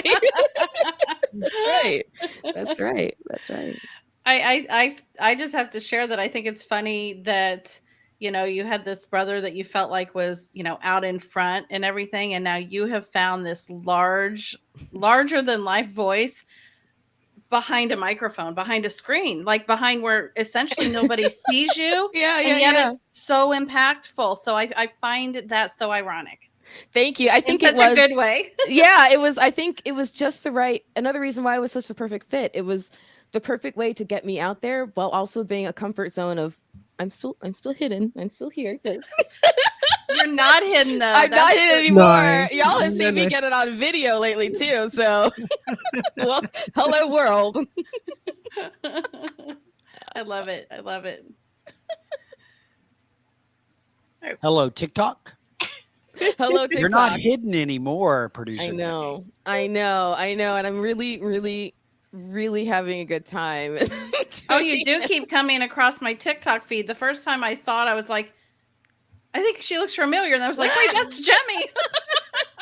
Because it just throws people up if they're in your like world. Yeah. I'm definitely having a lot of fun.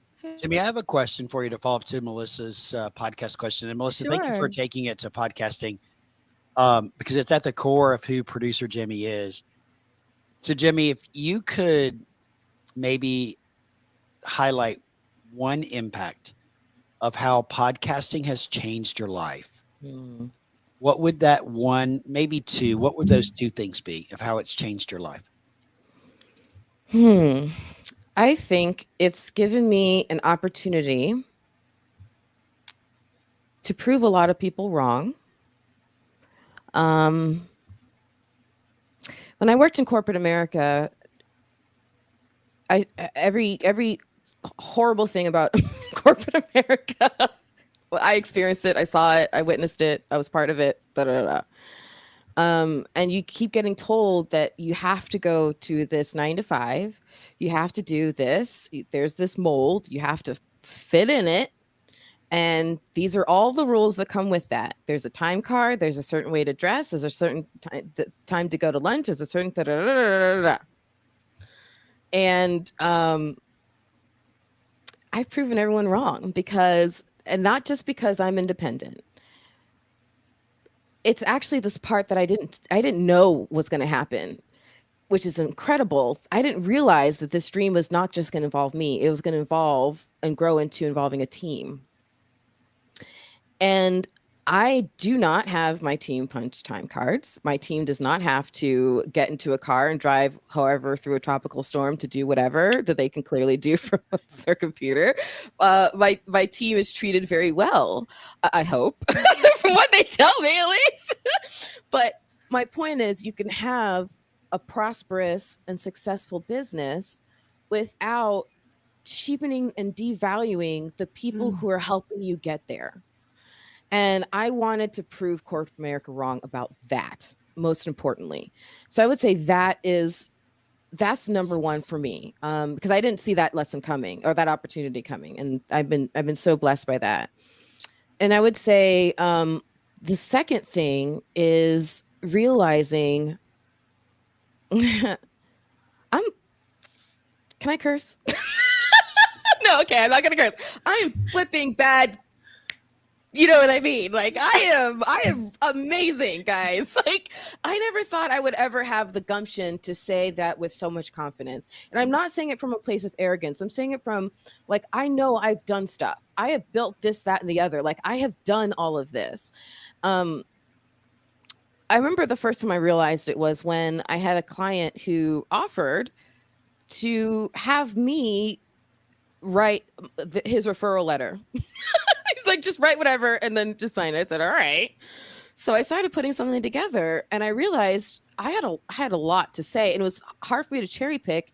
And I'm like, I'm not going to cherry pick. I'm going to put everything that I did. And it was a lot. And that's when I realized like I'm using many hats. It's my podcasting hat. It's my business acumen. It's the fact that I also went to law school, dang nabbit. I can put that hat on when I need to. It's my graphic design capabilities. It's my web designer and development capabilities. Like all these things that I can do because I've learned them in so many different pockets and areas of my life. And I'm able to put them together and serve myself, serve my business, serve my client, serve my team. And I've been building an ever-growing trail of evidence of Jimmy just is amazing. And it feels good to be able to say that because I wouldn't be able to say that even a year ago. I wouldn't have felt okay saying that. I can say that now. Feels good. We're glad you're on our team now, Jimmy, Yeah. because Yeah. Sexy? Am I sexy? you are sexy, Jimmy.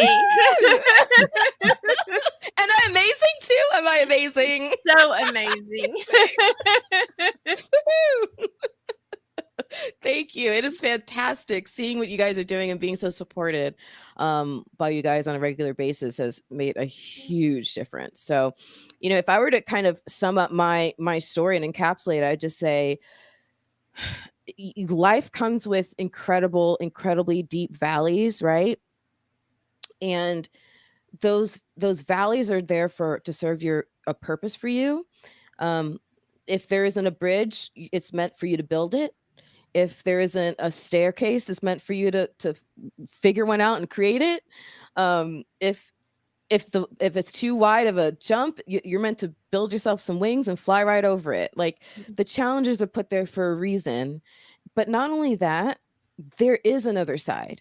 I have been through the deepest deep and I've seen the other side. And it's not just me. I've seen it through many loved ones. So just hang in there. And as my friend who I mentioned before, Lee, would say, just keep bleeping going. Yeah, we bleep on this one. Or you can go all Disney and say, just keep swimming. There you go. Just keep swimming. I love it. We've used that reference lately. I just want you to know Jimmy in the back channel. I love it. It's so good. Thank you so much for coming. I am always blessed by you. Thank you so much for what you guys are doing with this conference. It's been phenomenal. So thank you. Frank, thank you for having me. Mwah.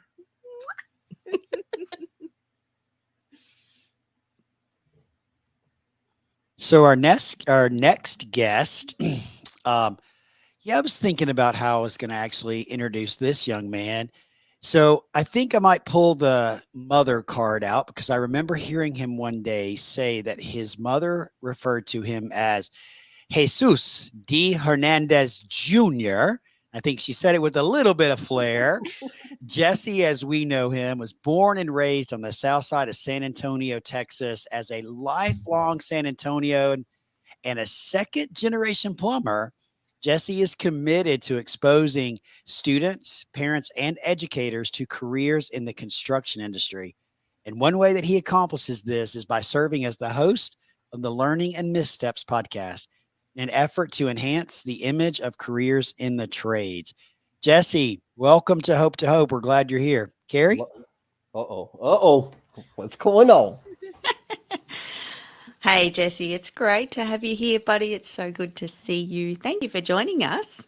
Oh, I'm happy to be here. I was, I said, let me watch some of this stuff so I can kind of do some homework and research. And then I was listening. I'm like, oh my God, like, should I text Kim and say, hey, I got to fly to Miami all of a sudden? Because I'm getting a little, there's some real vulnerability going on. There is, but you get to share your story, and you know it too well, so nothing's rehearsed here. Jesse, I do need to put you in that little hot seat to match your red earphones, Yes. and just say we'll ask you the first question. In what way were you broken open? Please share with us. Yeah, that's a big question, and I, like several of the other guests, we've all traveled many paths and had our speed bumps along the way. And as I was thinking about it, I'm like, there was one point, and so I was in middle school, and so I promise I'm going to keep this under 30 minutes.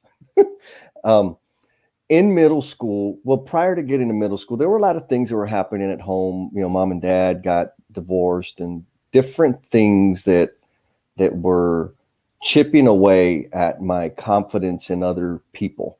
They were chipping away at my reverence for authority and conformity and these sorts of things.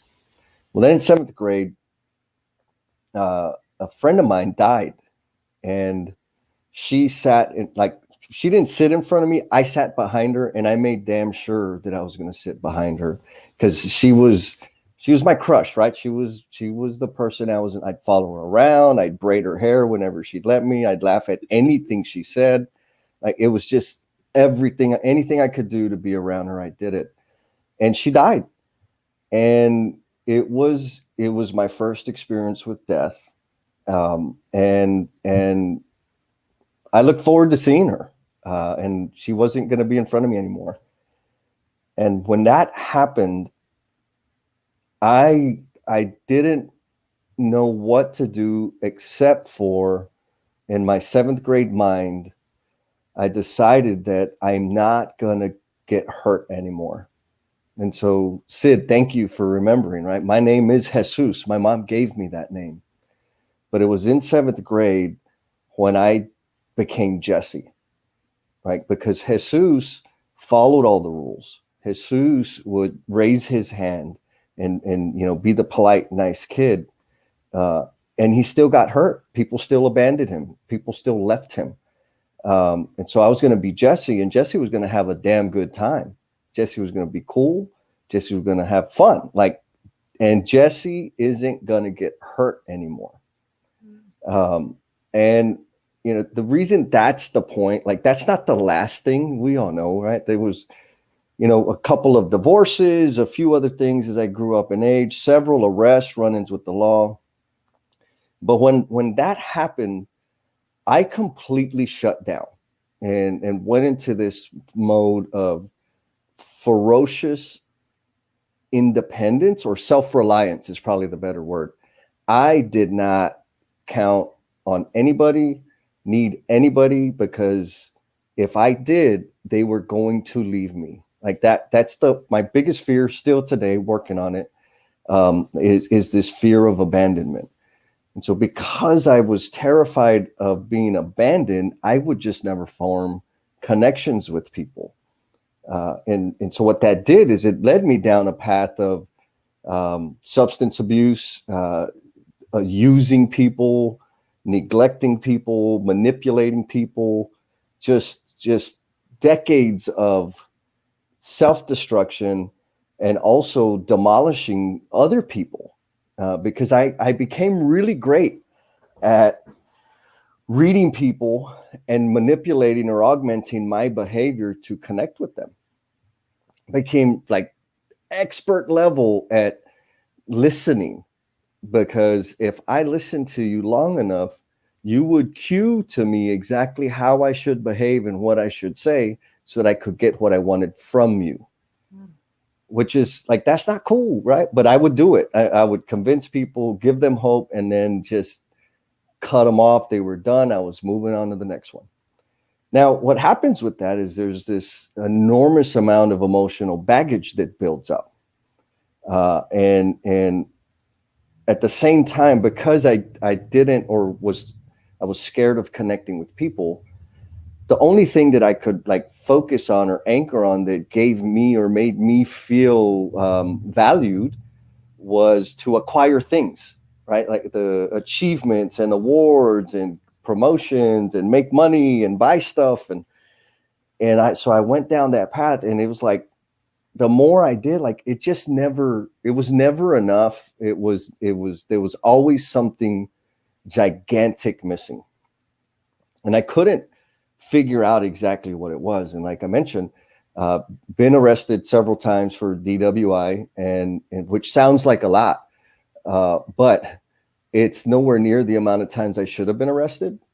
And it's nowhere near all the other stuff I should have been arrested for. So there's a lot of things that I did. Now, talking about swimming in this dark space, the value in that, like, it took a tremendous amount of me, and that's kind of like the title of our podcast, Learnings and Missteps, is the way I function now, the way I operate and show up now is a result of the learnings and missteps that I had along the way.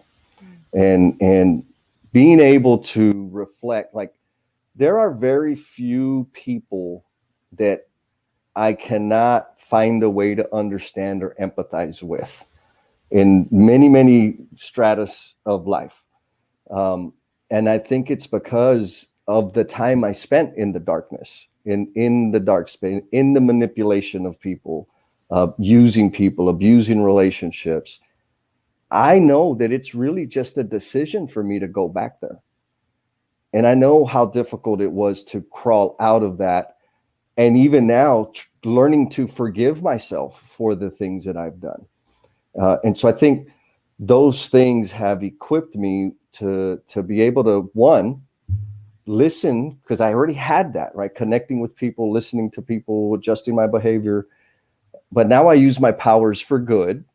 And also recognizing when people are stuck in a whatever space they're in, if they're stuck in acquisition and achievement, that's okay. Like, that's not horrible. But if they're looking to take a step somewhere else or discover something more about themselves, I can help because I've been there, right? I think I've, as a result of all of this stuff, because I have a deeper understanding, I don't judge. Now, I'm not going to say that. Like, there are some people that I just straight up don't understand. Like, bro, that she's broken. Like, get away, or he's twisted, and we ain't doing nothing there. But I think that's also an important thing, right? Because if I don't understand somebody and I don't have the wherewithal to even try to understand them, the only thing I'm left with is to judge them. And so when I get in those spaces, I've got to pause and say, wait a minute, where are they coming from? What's going on? What are some of the things that could have contributed to the way they're showing up right now?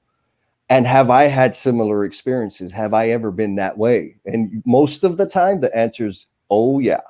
And so now, I'm in this space with y'all and a bunch of people breathing life into me, that I'm beginning to see the measure or degree of impact that I can have. And that's not to say that I haven't been having it. I have, but it was a very local level. And then the other thing is, like, leaning into my stuff. Like, we just wrapped up a series of live streams on about relationships, because, like, I'm a relationship expert, right? No, it was the foundation of it is based on all the dumb stuff that I've done and that I'm still trying to figure out how to do. And what it's turned into is people saying, oh my goodness, this is like in the construction industry, because I'm still in construction. You're 5 times more likely to die of suicide in construction than any other industry. And substance abuse is rampant. Sonia, the whole thing came up. It's like, we're talking about communication. We're talking about connecting with other human beings and feeling like a human being and being accepted. And we've got people coming in and saying, we need more of this, y'all. Like, this is the stuff that we're not talking about. I would not have gotten there or been able to make that connection talking about it clinically or talking about it based on an article I read.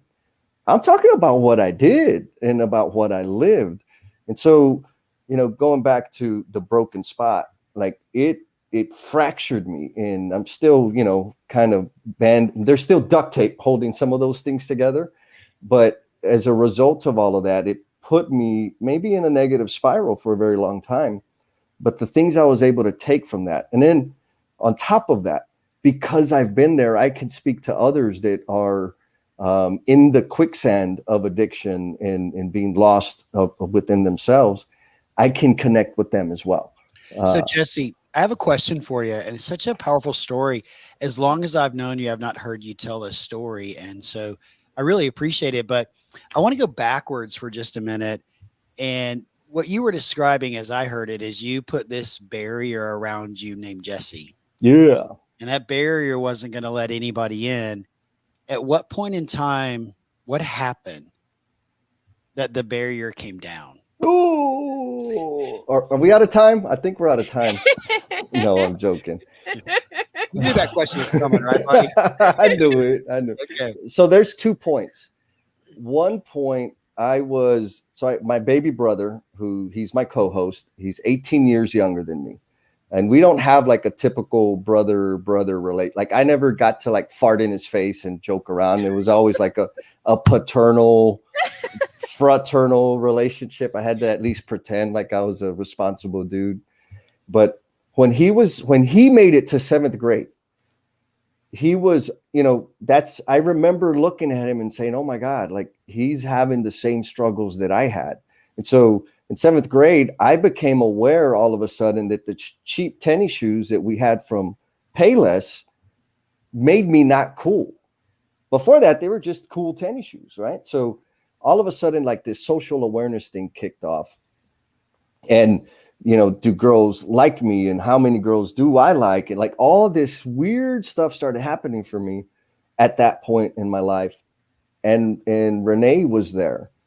And I could see him struggling. And I remember thinking like, oh man, and he was in the same situation. Like his dad is absent. And what I did was I found people to aspire to, men or older guys, but I picked the wrong ones. I picked the ones that were going to give me their time, period. They made me feel heard. So I spent more time with them. And so I ended up developing this distorted idea of what a man was supposed to be. And again, the lots and lots of missteps around that. And I didn't want my brother to go through that. So then I said, oh my goodness, like I'm not a good guy, but I can pretend like it.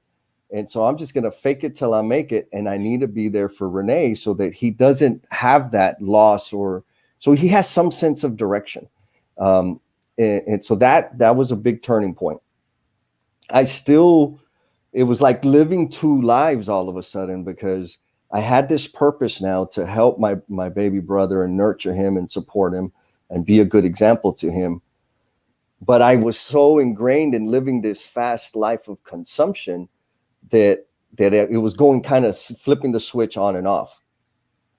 So he helped me. He saved my life, right? Like that was the first thing that I had to open up and really, really become vulnerable and attached and love him. And more importantly, let him love me back. Like that was the terrifying part. But I still hadn't learned to love myself, right? I was still struggling with that. So kept going, got arrested a couple of more times. And I'm sitting down thinking, like writing a list, like for real, I'm writing down a list of things that I will learn if I end up going to prison, because it was that real. Anyways, got an attorney. He said, you need to go to this rehab facility. Went to the rehab facility. Turned out it was going to be inpatient rehab. So I was in there for 30 or 45 days. Can't remember. It was amazing. And a couple things happened there. One, a lot of the folks that were in there, it was like their first time ever dealing with the consequences of substance abuse. And I was a veteran. I had done it a few times, right? So I'm like, man, like this is their first time. Like they don't have to do it. They don't have to practice like I did. They don't need to get the reps in. They could end it now. And the experience I have can help them. So that was like the first time that the experience of the selfish and short-sighted decisions that I made became like grew or transformed from shame to value. And so I started sharing that, and that required me to open up. That required me to be vulnerable with these other men that were in similar situations as I was in. And so there was this weird thing going on. Like all of a sudden, I'm starting to feel things more than just feeling hungry and feeling sleepy, right? There were these other things going on inside. And I had one of our counselors, he pointed out, he's like, look, Jess, you're all right. You're good with saying, you've accepted, right? No. Admitted. You have admitted that you have a problem. You don't hesitate to say, hi, I'm Jesse, I'm an addict. Hi, I'm Jesse, and I'm an alcoholic. He says, but what you haven't done is you haven't accepted. And I said, okay, now we're just playing with words here. He says, no. He said, what you haven't accepted is that if you continue to live life the way you live, you will not become the promise you're intended to be.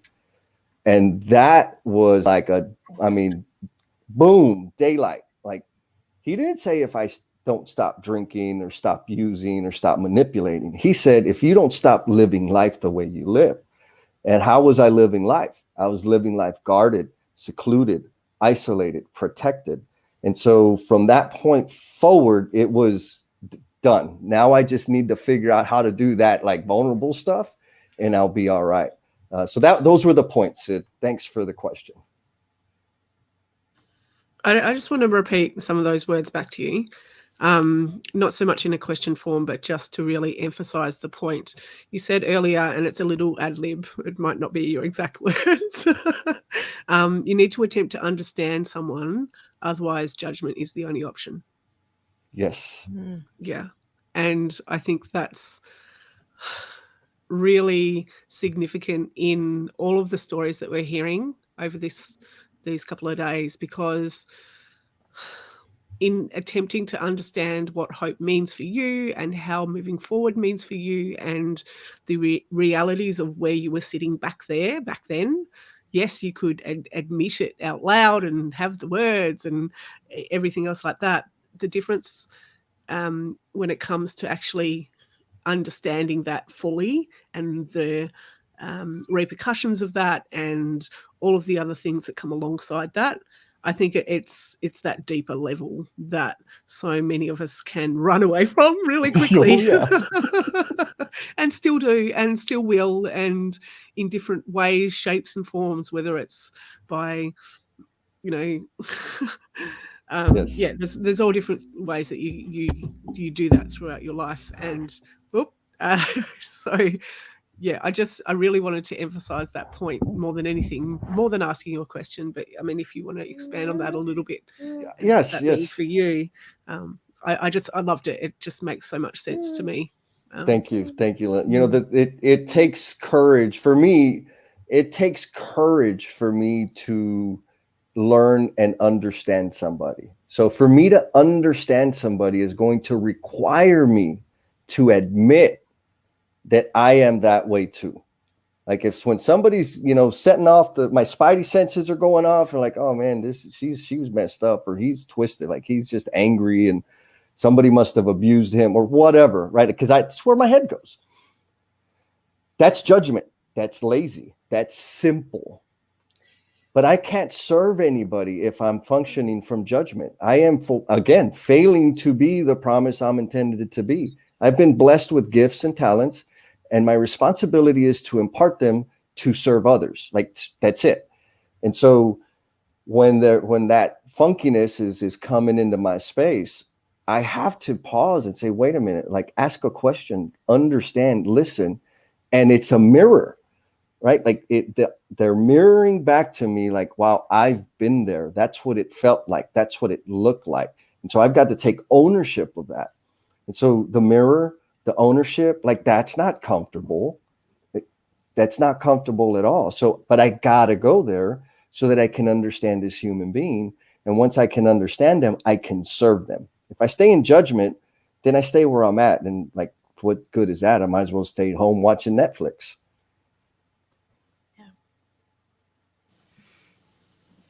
And Jesse, you mentioned the mirror. Sorry, I couldn't help it, but I just have to get you to explain the mirror for anyone that might be tuning in that doesn't understand you and mirrors, because I love it. I think it's fantastic. Please. Oh my goodness. Thank you for that. Say, Jesse, you set yourself up for that one. friend. You walked Totally. right into that one, buddy. Darn it. I mean, we're almost out of time. Thank you, folks. So y'all picked up on this, and my friends, my tribe, the folks that I run with, I'm really great at deflecting. And it's because of this discomfort I have around owning my impact, right? Like it's an uncomfortable thing.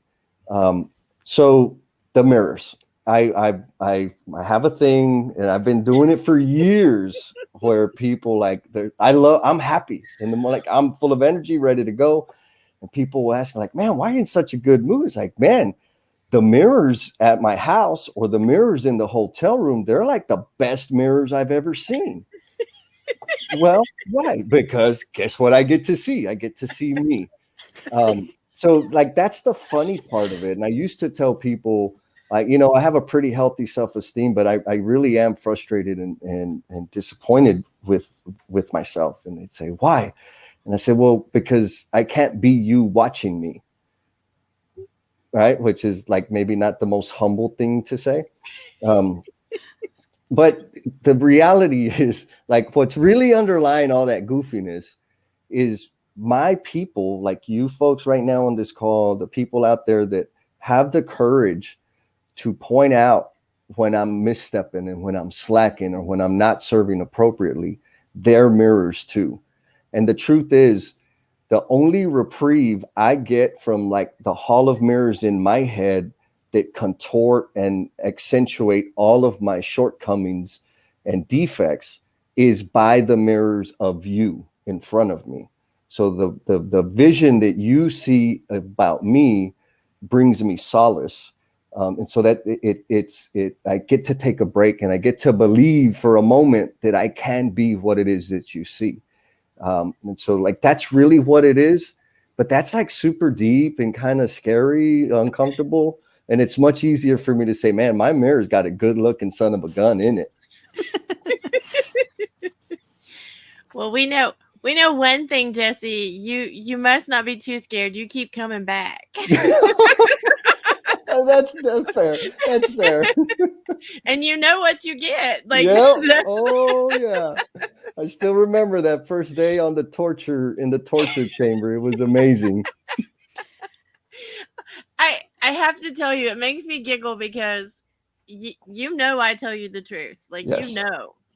And I get tickled because every time it's like, ooh, I wonder if I'm going to hear from him again. Like, I wonder if he's going to come back to the room, or I wonder if he's going to like come on another call but you, and I want to say this out loud, and you better listen well.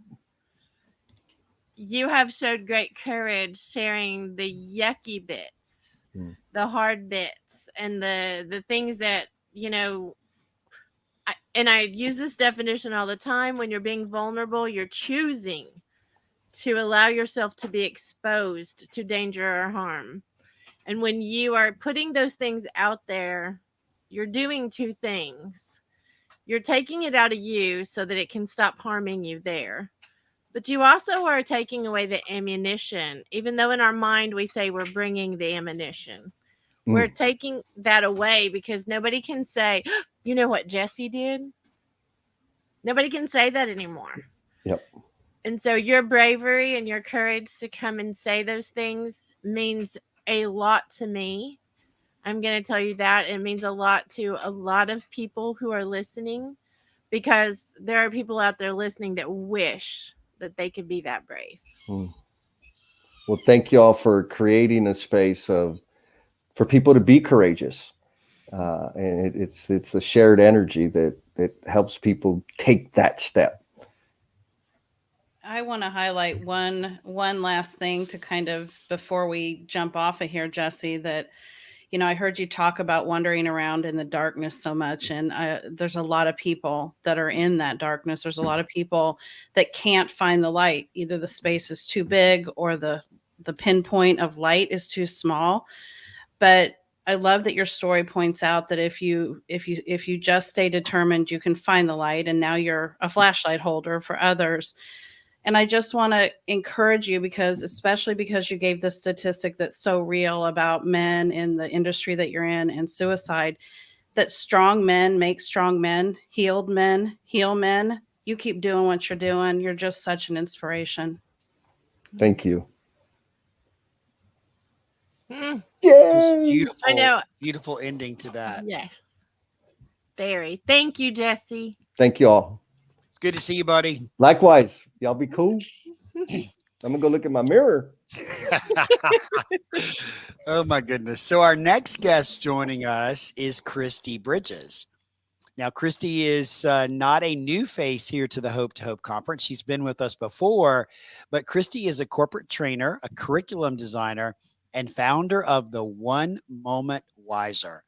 As a Christian author and podcaster, she helps people reach others with their unique stories. Welcome, Christy. It's great to have you. Let's hit that mute button. Hey, it's good to be here. Oh my goodness. When I grow up, I want to be as quotable as Jesse. That was really fun. Christy, welcome. Thank you for joining us. We appreciate you being here so much. Jesse was a lot of fun. He's certainly someone that we enjoy spending time with, but we're super glad that you're here. Thank you so much. I'm so grateful that we get to put you in the hot seat now. And we need to kick off with the first question. In what way were you broken open? We would love you to share your story with us. Thank you, Carrie.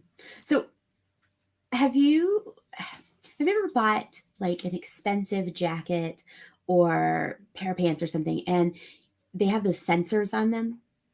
And when you're checking out, the cashier is supposed to remove the sensor, right? So yes, the story is not actually about sensors, but if you follow me, you'll kind of be able to follow me into the story. I have a friend who got her very first job this year as a cashier. And she was so wrapped up in this new life, that, you know, the life of someone who actually earns her own money. And she was talking to her customers and bagging up their things and getting them ready to go. And inevitably, they would take their bag to the door. And as they were walking out, the alarm would go off because she kept forgetting to take the sensors off.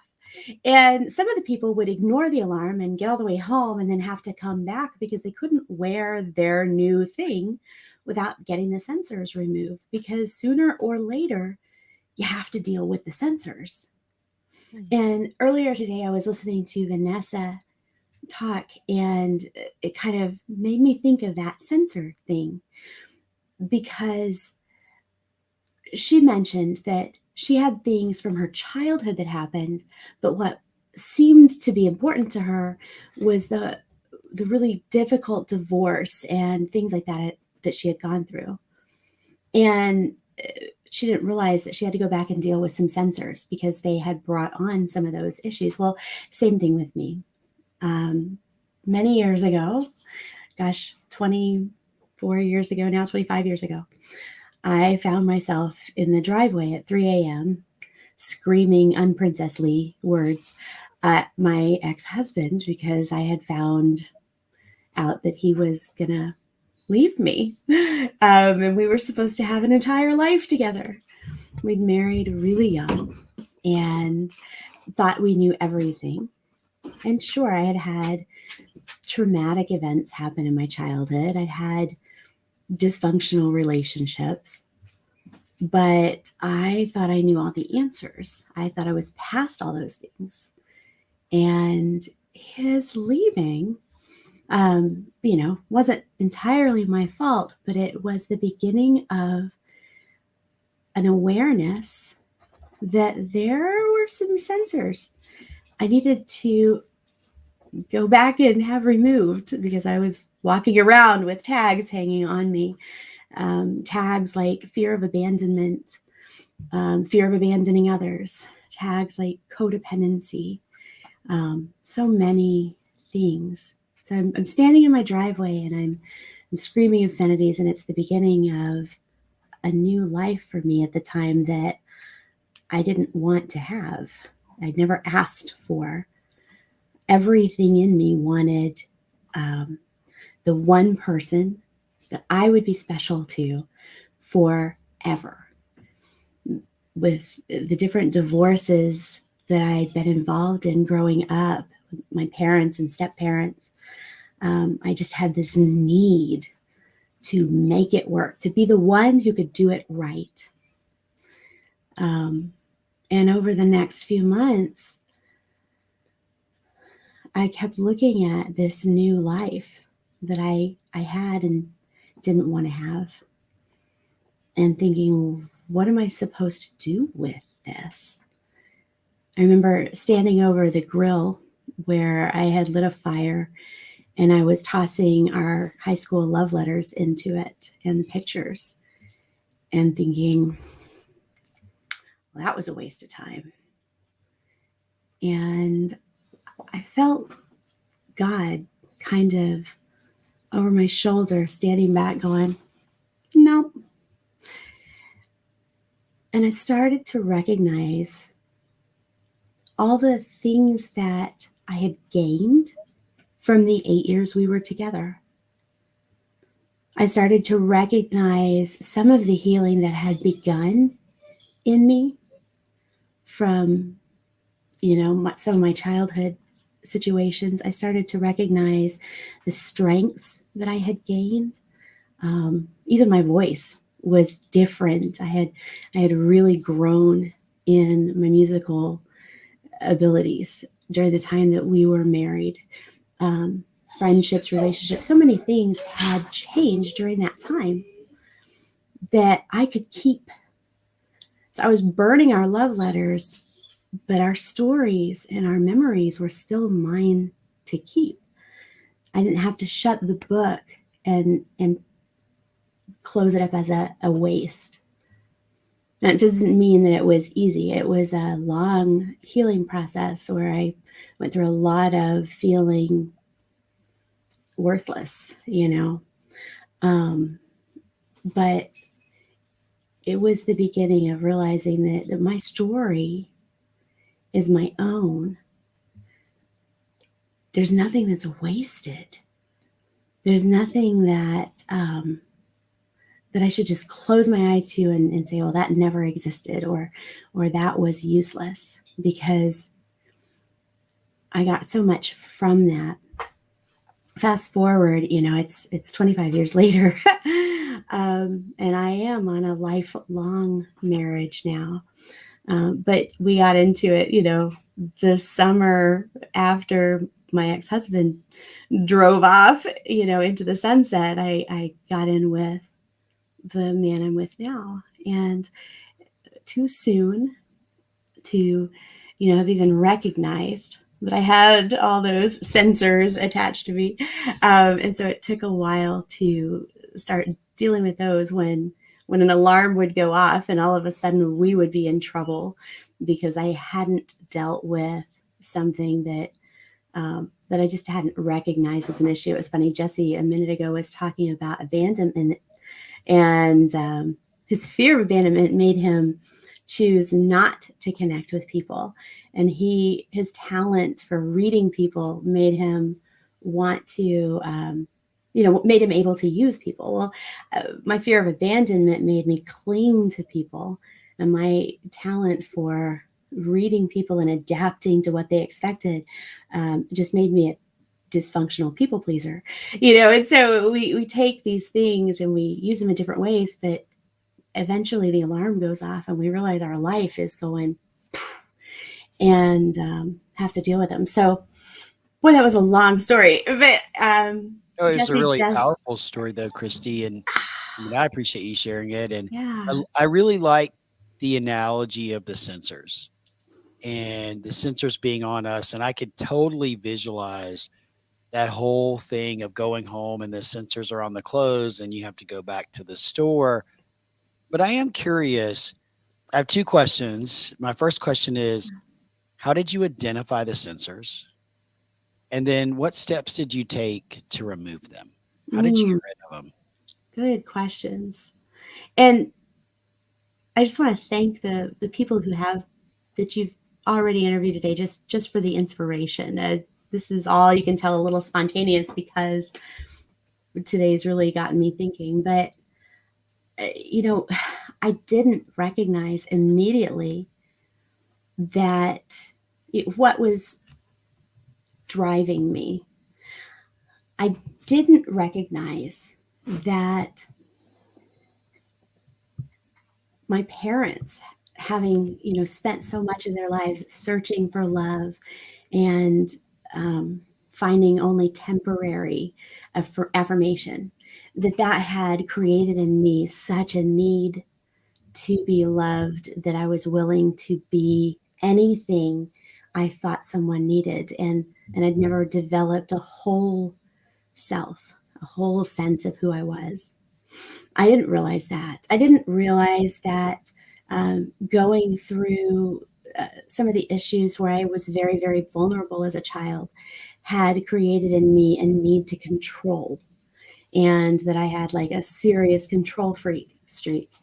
I didn't recognize those things at first. I recognized that the first thing I recognized when my husband left was that I had lost my ambition. I had become a second skin for him. I even went back to college to get a degree so that I could follow him around while he achieved his dreams instead of doing my own. It was one of those little things that was probably the first thing I recognized.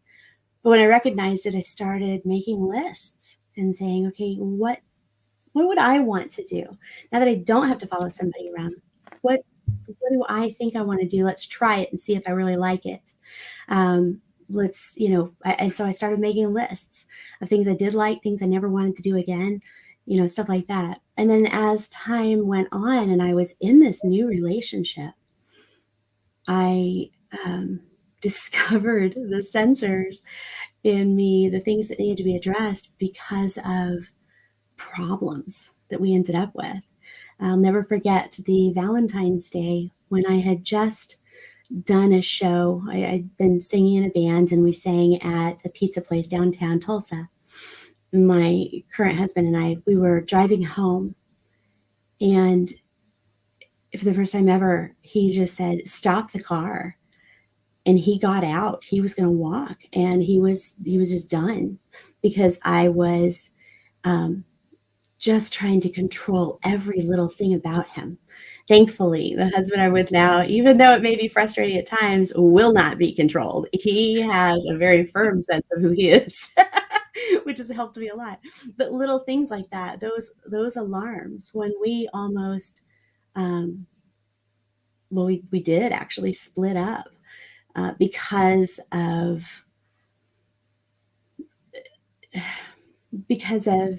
things that, in both of us that had never been resolved. They were just alerts, alarms, just like when you're walking through the door at that store, alarm that says, hey, if you take this home, you're still not going to be able to wear it. You've got to deal with this now.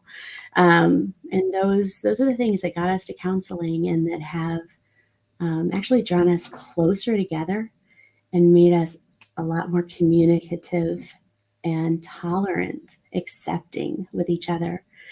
I'm grateful for that.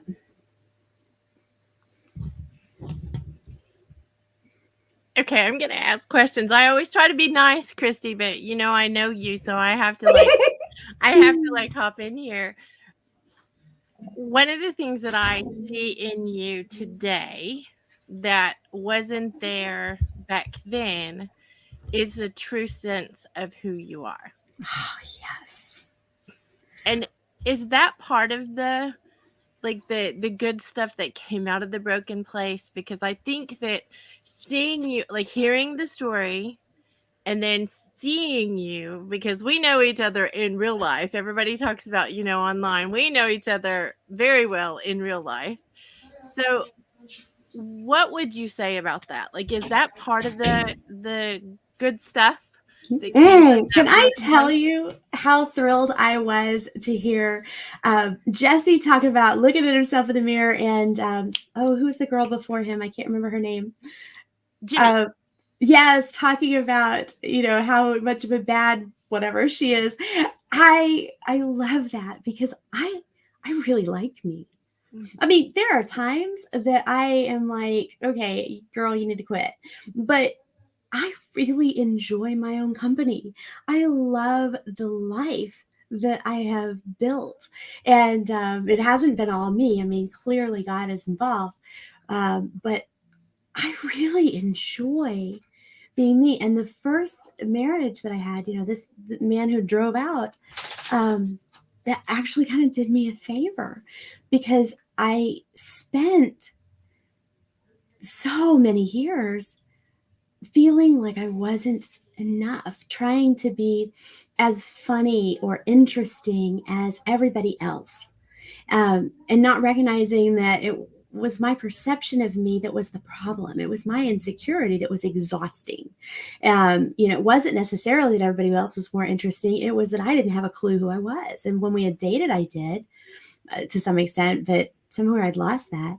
But over the years, yes, having the freedom not to have to follow someone around, and saying, I'm going to do my thing. And then discovering, kind of tweaking that along the way, right? You're like, oh, I want to do this.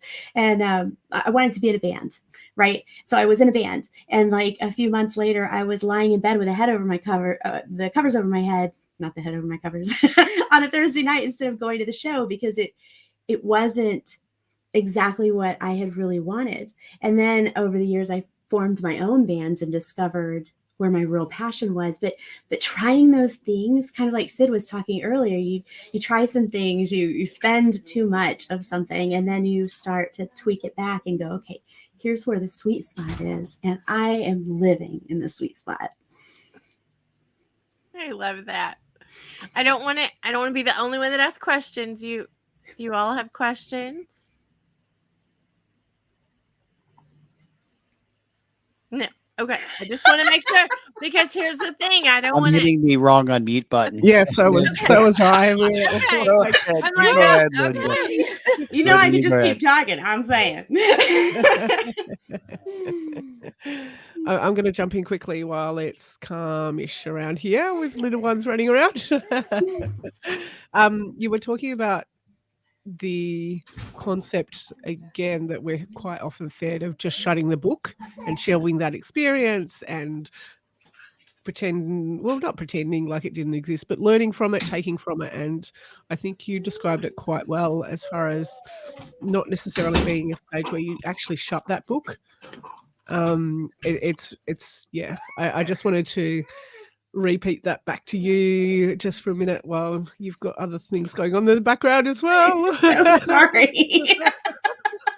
I kept wanting to say a while ago, I have to confess, I kept wanting to say, it's not my puppies this time. It is all the other times, but not this time. I've never had that problem until this year. I actually really thought it was Kim's puppies. I was like, where's the mute button? I want to put Kim on mute as well. You know what? The beauty of the modern world is that we get to see real life. We aren't all putting on our heels and hose going to an office where we pretend it's always like this. We're living real life. And that actually gives us insight into the people we serve, because we get to see the real people we serve with the babies crawling on them and the dogs barking and the door slamming and the life. And that right there has given people ideas they've never had before. It's given us a vulnerability and a connection on a level we've never had. And I really love that. I love that. I just have to say. I do too, Christy, and I'm just gonna say out loud though, I am glad that for one time in all the thousands of time that it was my puppies, it just wasn't this time. I bet. And I will apologize for all the noise. I'll try to use that mute button more often. Absolutely not. No, because here's the thing that I love is everyone is so accommodating because we want you to show up like where you are. We don't want Linda to like close the door, put her kids like outside and not let them in. Like we don't want those things to happen. We don't want you to put the dog out and the dog be miserable. Like that's just not that's not how we are. So They'd all be bashing on this window right here, right now. Like, oh my God.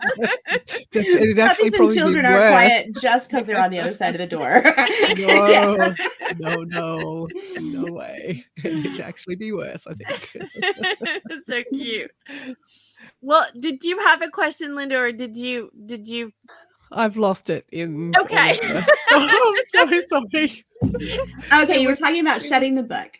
Yes, I and was. not having to just shelve those memories, but actually use them. It's Mm. interesting that you bring that up, because that is exactly what I'm in the process of doing now. Over the last few years, I finally got to the point where I started writing the books that had been in my heart. And at first, after having done music for so long, I missed the camaraderie of creating together, and thought you just were supposed to sit in a room writing until a book was written, which is a lonely experience. And then I started, thanks to Kim, started collaborating. And this year I was bringing up those divorce memories, which, I hadn't really dwelt on for a long time, but bringing those up because so many people go through divorce. You can't, like Vanessa said, you can't just because you don't believe in something doesn't mean it doesn't exist, right? And so I've gotten a group together this year to begin sharing our divorce stories, and in a way that can help people heal and make better decisions than maybe we did. Things like that. I'm an analogy person, so I love that you went with the tags and the clothes, because every single one of us can relate to that. And you had my analogy mind going, because it made me think about, you touched on it indirectly, but when those tags are hanging some people have those tags hanging all over. I'm just saying, they bought lots of clothes and they forgot to take off lots of tags. And when it's time to deal with a tag, because whether it's because you notice it hanging there, someone else does, or the alarm goes off because you go into a space in your life that causes the alarm to go off, you have to then go find a machine, a tool to take it off if you want to take it off correctly, or you rip that sucker off, or you cut it off, and then you have an additional situation to deal with. And so I'd love to hear you go a little bit with that analogy of how did you correctly remove all your tags? And if you did, what tools did you use? And what about the ones that you just ripped off, and then there was that like torn spot? You know what I mean? No, I love that you bring that up, because you're right. You remember the ones that used to leave ink stains all over your clothes if you tried to take them off, right? Yeah, I've ended up with a few of those. You have to have a tool, a lot of self-awareness, but you really do have to have other people. One way or another, you have to have someone else, because we can look in the mirror and see wrongly, right? Skinny girls can see themselves as fat, etc. So we can look in the mirror and think things are okay. I can't do my own heart surgery. I need a surgeon. And the same thing goes with our triggers and our injuries that need to be healed. Thankfully, not everybody believes like me, but I believe very strongly that God is the one who knows me best. He made me, and therefore knows, all those places, and wants to heal. But because of that, I have went through a period where I dealt with a lot of bitterness, where I dealt with, I had thought I had forgiven for some of the childhood things, but I began to notice all the ways I had changed, the things I had done as a result of injuries that had happened to me as a child.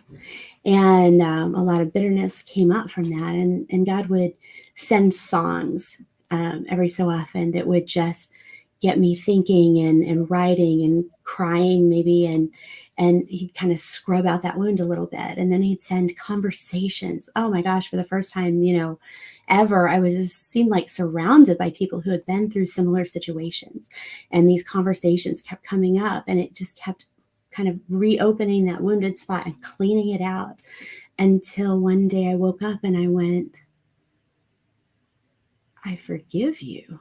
Because ultimately I had to forgive God for allowing that to happen. Not only for allowing that to happen, but for purposely being willing to forgive the person who had done that for that thing. I had to come to grips with that. And finally I did. But it was through that, not just, me being so wise that I recognized it, but me encountering conversations, being willing to have them, encountering songs, being willing to leave them on and not just turn them off. Tools like that. And since then, having, professionals, when I was dealing with recognizing just how codependency had eaten my lunch, I had to go to a counselor. And not only was she amazing at helping me learn that boundaries aren't evil, but they're very helpful. She was amazing at that, but she's also an inspiration because she was 65 when she went to college to be a psychologist, and so now that I'm almost 50 and I'm still dreaming, I know that's okay because, there's no age cutoff for dreams. So you're right. You have to have someone, lots of people to help you get through those things. There are books that I've read, a lot of journaling and praying and listing things, but also just really good people in my life who are willing to have intentional, open conversations about the stuff that isn't what we'd normally talk about, when we're just hanging out, the deep stuff.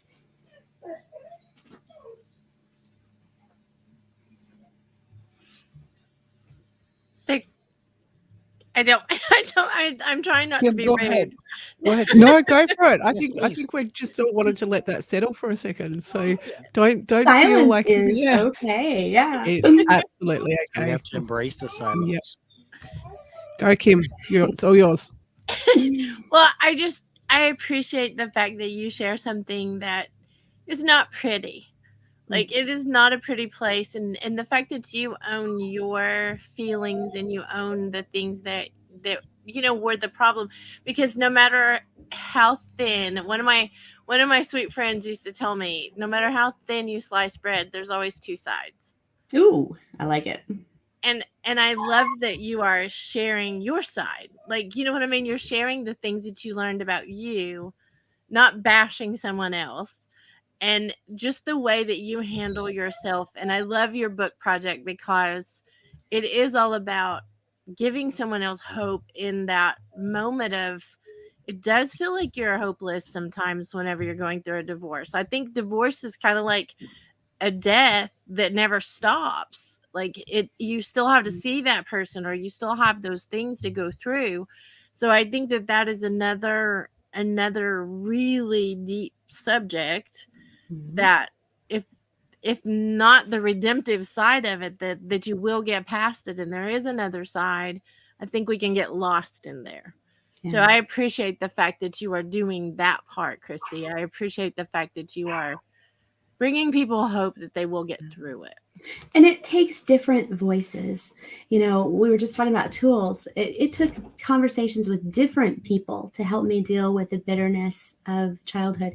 It took relationships with different kinds of people who could rub me different ways. Some people trigger this thing, and some people will comfort you, and some people will, stick their finger in your face and say, you've got an hour to get out of bed. There are these different types of people. And the same with the books. And when someone's reading this book in particular, the 3 a.m. book, they're going to not just hear my story. They don't need to sit through that for 31 days. They're going to hear from different people with different stories and different responses to help them, kind of feel it holistically and experience the different parts and figure out where they are. I love that. Love it, love it. Thank you, Christy. Like, thank you so much for sharing, and thank you for being with us, and for always being with us. I love you so much. I appreciate all of you. Very much. Yes, love thank you, Christy, for coming up. My pleasure. Thank you. Bye. Bye.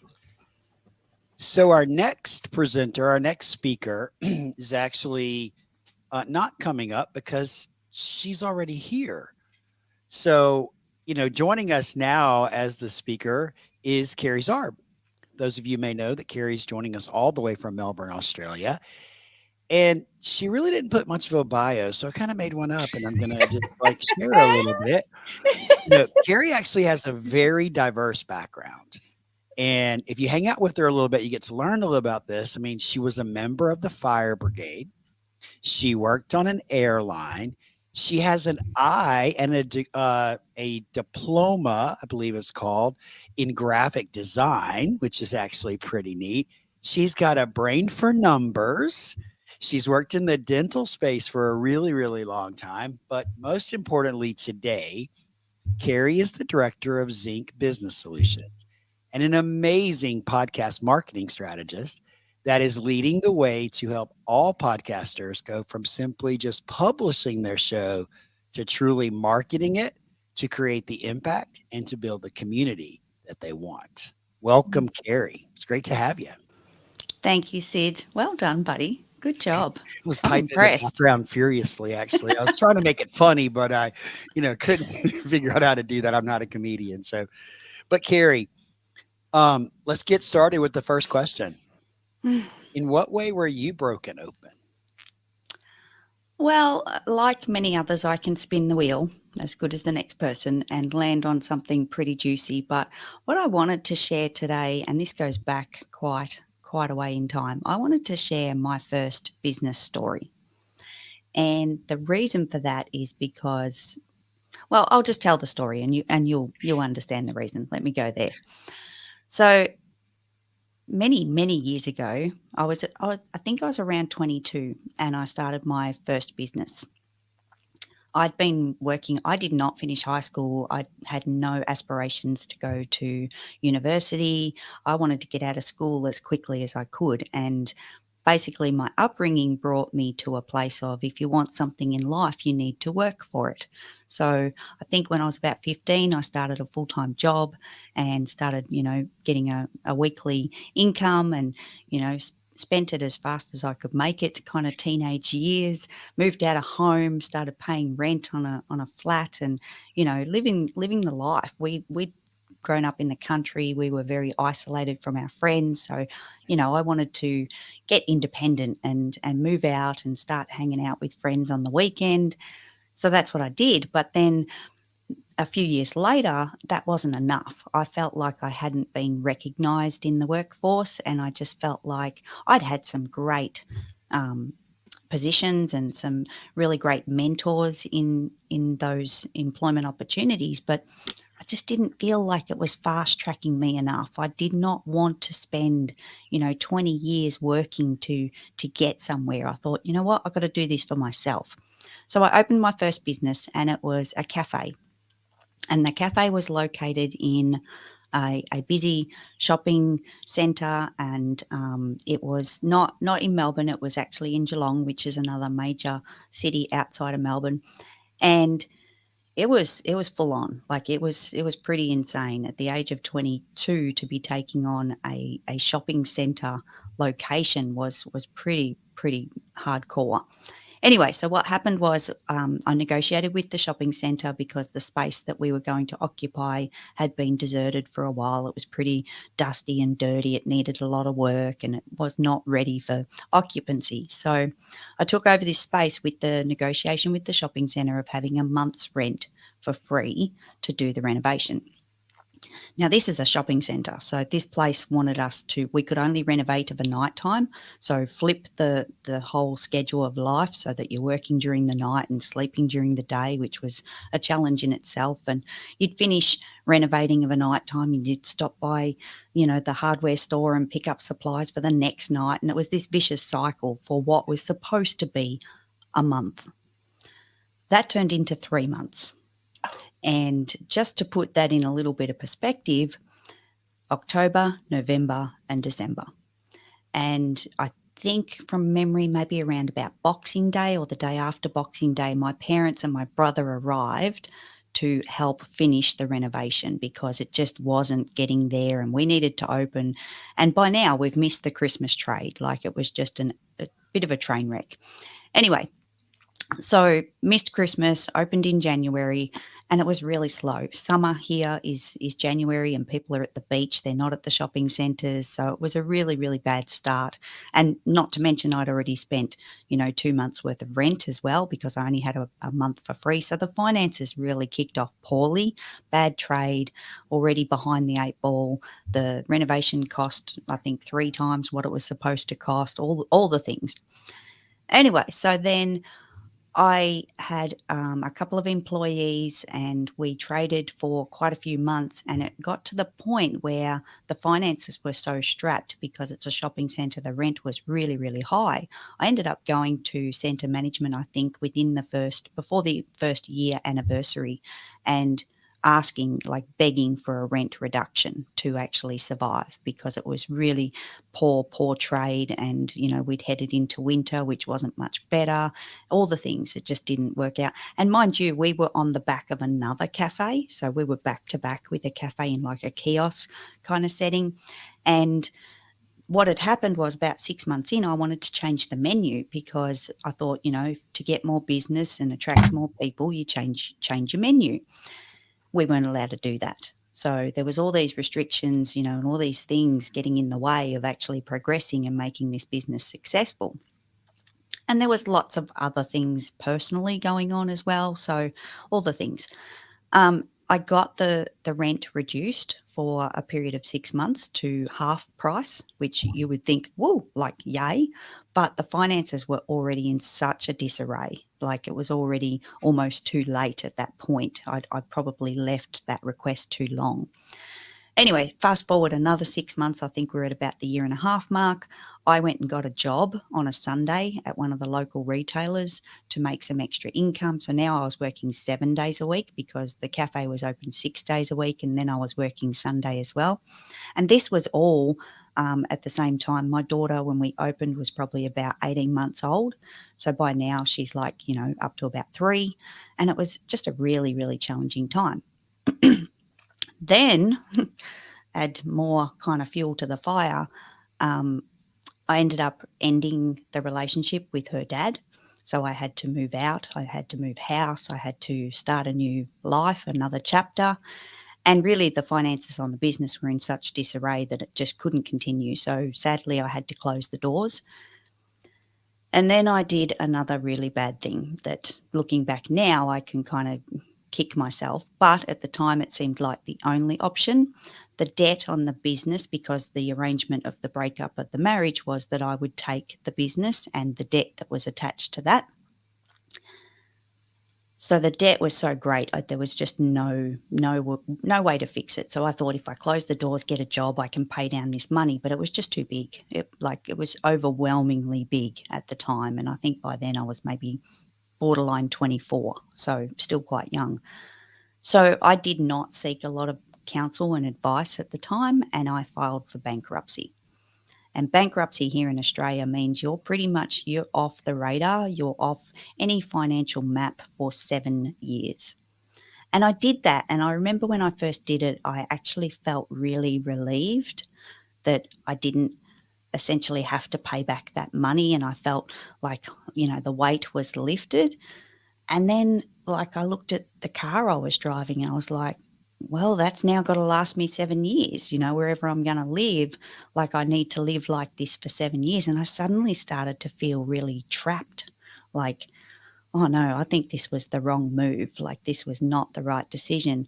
And then I found out that there was other options. You could go into debt arrangements, consolidate it and turn it into a loan to pay down over 10 years or something, which sounds worse, 10 years versus 7 years. But I found out later that there were other options at that point in time that I just wasn't aware of. I was panicking at the time, closing doors and trying to pay for a new place to live and move and all the things, and life just complete. It was almost like a midlife crisis at the age of 24, which is quite ridiculous. But that all happened, and I did what I did. And again, I always have this thing of no regrets. But and I survived. I survived the 7 years. Life had restarted. There was quite a few shifts and changes in that 7-year period, and it actually ended up being really good for me not to have financial options at that age, because I might have done something silly. I might have made more mistakes and taken on other debts or done other silly things. So in one way, I'm kind of grateful that my life financially was paused for 7 years for me to be able to regroup and learn at the same time. So that pushed me in a few different directions. I was very retail focused from when I'd left school and when I opened the business and the positions that I held after that. And I got pushed into a workshop. There's a little government system over here. When you only work part-time, you can get like a supplement income from the government. But if you're part-time and not full-time, you reach this point at that stage of the game. You reach this point where they say you need to go and do some training because you need to be full-time employed. You can't be a mum and part-time employed. You need to be going for full-time employment. So I got pushed into this system, and the system ended up being fantastic. The guy that was the instructor of this course, he didn't follow the curriculum. I think the curriculum was supposed to push you into full-time employment, but he actually sat with a room full of people and said, what do you want to do? What do you enjoy? What do you love? What do you sit down and do and next minute 5 hours are gone? And at that point in my life, it was sitting in front of a computer, not on YouTube, not on TikTok, not what we do now, but actually, trying to work out Word and Excel and PowerPoint and, deep diving into, what computers could do back then. So I was really grateful for that opportunity, because I discovered computers and I flipped my life away from retail and hopped into working in an office. But that wasn't easy, trust me. Like, I actually put part of this program that we're in, you had to apply for positions, full-time positions. I think I put out something like 220 applications in 2 days, and I had one response. And I'm sitting there going, like, no one would give you a go. You've got nothing on your resume. You've only ever worked in a supermarket or in a shoe shop or whatever you've done. To sit in front of a computer with no training, no certificates, nothing. It was really, really hard. Like, I was sitting there going, well, that's what I want to do. Someone just needs to give me a go. Anyway, so I persisted over the next week or something. I think I got up to something like 450 applications, maybe even the 500 mark. And I had two responses. One was just a phone call, and the other one turned into a phone call and come in for an interview. So I hopped into this space for an interview, and it was pretty far from home. It was a 45-minute drive. It was on the wrong side of town. It had all the wrong makings. It was an industry that I didn't know and all that stuff. And of course, but there was something about it. There was something about this place that just intrigued me. It was actually, strangely enough, it was kind of associated to the airline industry. And it was retreading of aircraft tyres. And the position in the office was to track the serial numbers, be across all of the CASA safety, regulations for retreading of aircraft tyres. And yeah, anyway, so I spent a year in that office position, and that gave me all of the office street cred that I needed to then get another position that was a little bit closer to home. And anyway, the story goes on, and there was many other positions, but that all led to office management, understanding finances. And I didn't even realize it at the time, but I was actually preparing myself for the next chapter. So I'd become this sponge of business, you know, taking in all of the different pieces and all the different positions. I had many positions, you know, like there was year on year on year a new position after that, but all in different industries. And the biggest thing that I took away from it was the finances were the same. It didn't matter which industry you were in. The profit and loss sheet, the balance sheet, everything, you know, money coming in, money going out. And it all became this massive learning experience from my failure of what went wrong, which I could then easily look back and go, ugh, what did you do that for? You know? But yeah, everything turned around, and it took a long time. Like I'm not, you know, not going to kind of kid myself to think that it was an overnight kind of change of pace. Like I'm probably talking a good decade or more to flip from, you know, the business failure, the retail life, into the office life, into the management, into the finances. But it's all part of the journey and all part of the story, which brought me to the business that I have now. Or part of the finances and that type of stuff. So, Carrie, I want to ask you, it's a great story, and I really appreciate so much I learned about you during that process. And the cafe, I'm like, were you making pancakes and bacon? That was my first thought. Coffee. Oh, coffee. I Coffee. should have known it had something to do with coffee. It's almost kind of come full circle, hasn't it? It has. It really It- has. Yeah. So, what was the catalyst, Carrie, for jumping off into entrepreneurship? Because you encountered someone that impacted and changed the trajectory of your life and gave you this opportunity to go and teach you, and you learned, and you started working, and then you kept working, and then you kept working, kept growing and growing and growing. What was the catalyst that said, okay, now it's time for me to do it myself? The catalyst was actually, I'll share this. I was in the job I had before I opened the cafe was my dad's a butcher by trade, and I ended up in a I don't know what the actual term for it is because it kind of morphed. I ended up at a meatworks, and the meatworks is like serious stuff. Like there's guys with knives, like it's pretty full on. But the area that I was in was the footprint and the earmark for what is now normal in the supermarket space, which is pre-packed meat. So you've got production line, you know, you've got slices and mince meat coming through in packets with oxygen injected. Anyway, it was fascinating. And I ended up being a scale operator in that facility.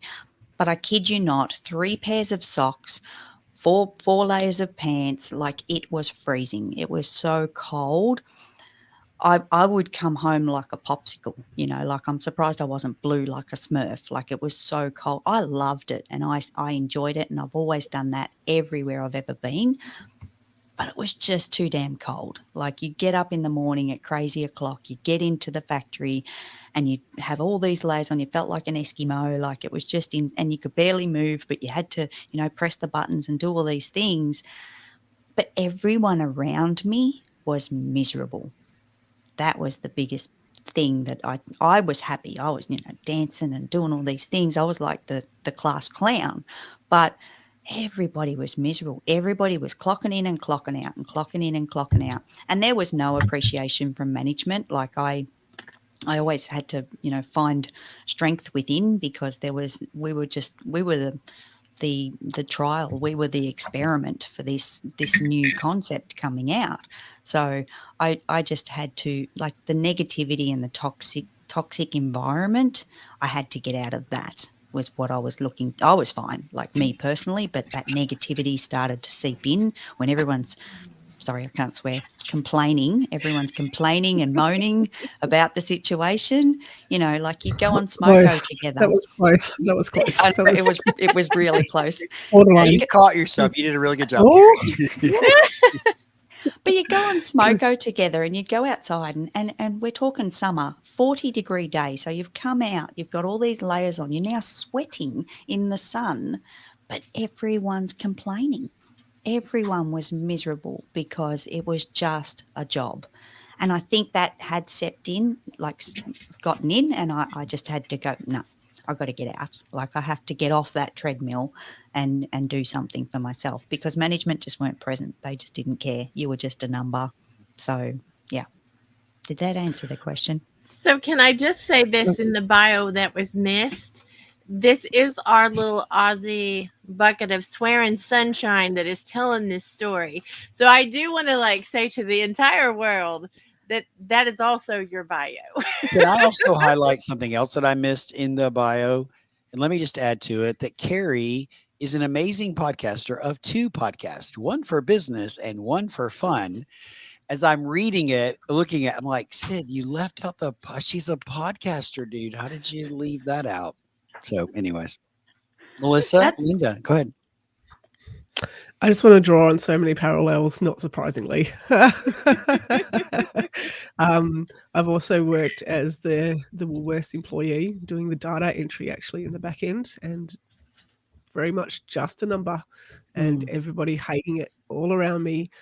And I've also had my own bankruptcy journey as well. There you And go. there's so much shame and guilt, and I just want to hide under the covers from this whole situation right now. And while the stigma might be maybe improving a little bit from 10, 20, 30, 50 years ago, it's still definitely really heavy there. It feels like you've hit rock bottom. It feels like you cannot fend for yourself. You cannot learn for yourself. You cannot be there in that moment because essentially you cannot even provide for not only yourself but your family and your life. And then there's the creep in of the shame that you feel towards both yourself and then the family that's provided. And yeah, there's so much in there. Do you want There to is. just talk about that for a second? I would love to actually, because I've dealt with that, and and I guess and probably not so publicly out loud, but more internally. I've had a lot of Yep, conversations with same. myself Yeah. about it. The mirror. To get comfortable with it. I won't lie that there was toasted cheese sandwiches. Like that was the lifestyle, was toasted cheese sandwiches, because that's all there could be. And I remember going into a new relationship a few years later after spending some time regathering myself. And I remember this comment of, like the car wasn't doing so well. And it's like, oh, we'll just go to a car yard and you can get another one. And it's like, well, actually, I can't, So to have those conversations with someone that you're now in a relationship and actually have to admit that, well, actually, no, there's still 4 years until I can even think about doing something like that. That was pretty revealing, like at the time, to actually have that still. And it felt like forever. Like it was a really, 7 years doesn't sound like a lot, but at that time when you're so young, it's a long time, like, oh damn, I'm going to be old before I can do anything, like Yeah, I think I and was that came back to the trap. 26 or something. And I was 26, 27. And yeah, so many people trying to tell me that, oh, it's okay, you've got your whole life ahead of you. That 7 years ago, that wasn't really helpful at all at that time. And yeah, having to admit it out loud, like you say, when people start to question and ask, and you're applying for rentals or anything else like that, it feels like such a heavy weight for quite a while. And I remember, I think I was maybe 1 or 2 years out of it, so probably at the 8 or 9 year mark, and going for the first application and sweating bullets about whether something was going to come up, whether a red flag, like you just, because it was the first thing you try, and I think it was just a mobile phone plan. Like it wasn't even a big deal because I was very, kind of careful coming out. I remember getting the formal notification that it was over, and I remember going, oh my God, okay, do nothing, just wait, just don't be silly, like it's not Christmas, it's not time to go shopping and all that kind of stuff. And it was a good exercise to go through for such a long period to not be able to do those things. So I had the chains around the ankles holding me down, but in reflection, that ended up being a good thing. But the nerves when you could come out and you could start to be financial was like weird, really weird. Especially when you unpack that a little as well and think about our own stories of money and consumerism and attachment to things, and that Jessie touched on as well. So there's a lot of layers there in that And yeah, I really appreciate you being open and honest and vulnerable enough to share. Thank you. Thank you, Linda. It's weird being in the hot seat, guys. Yeah.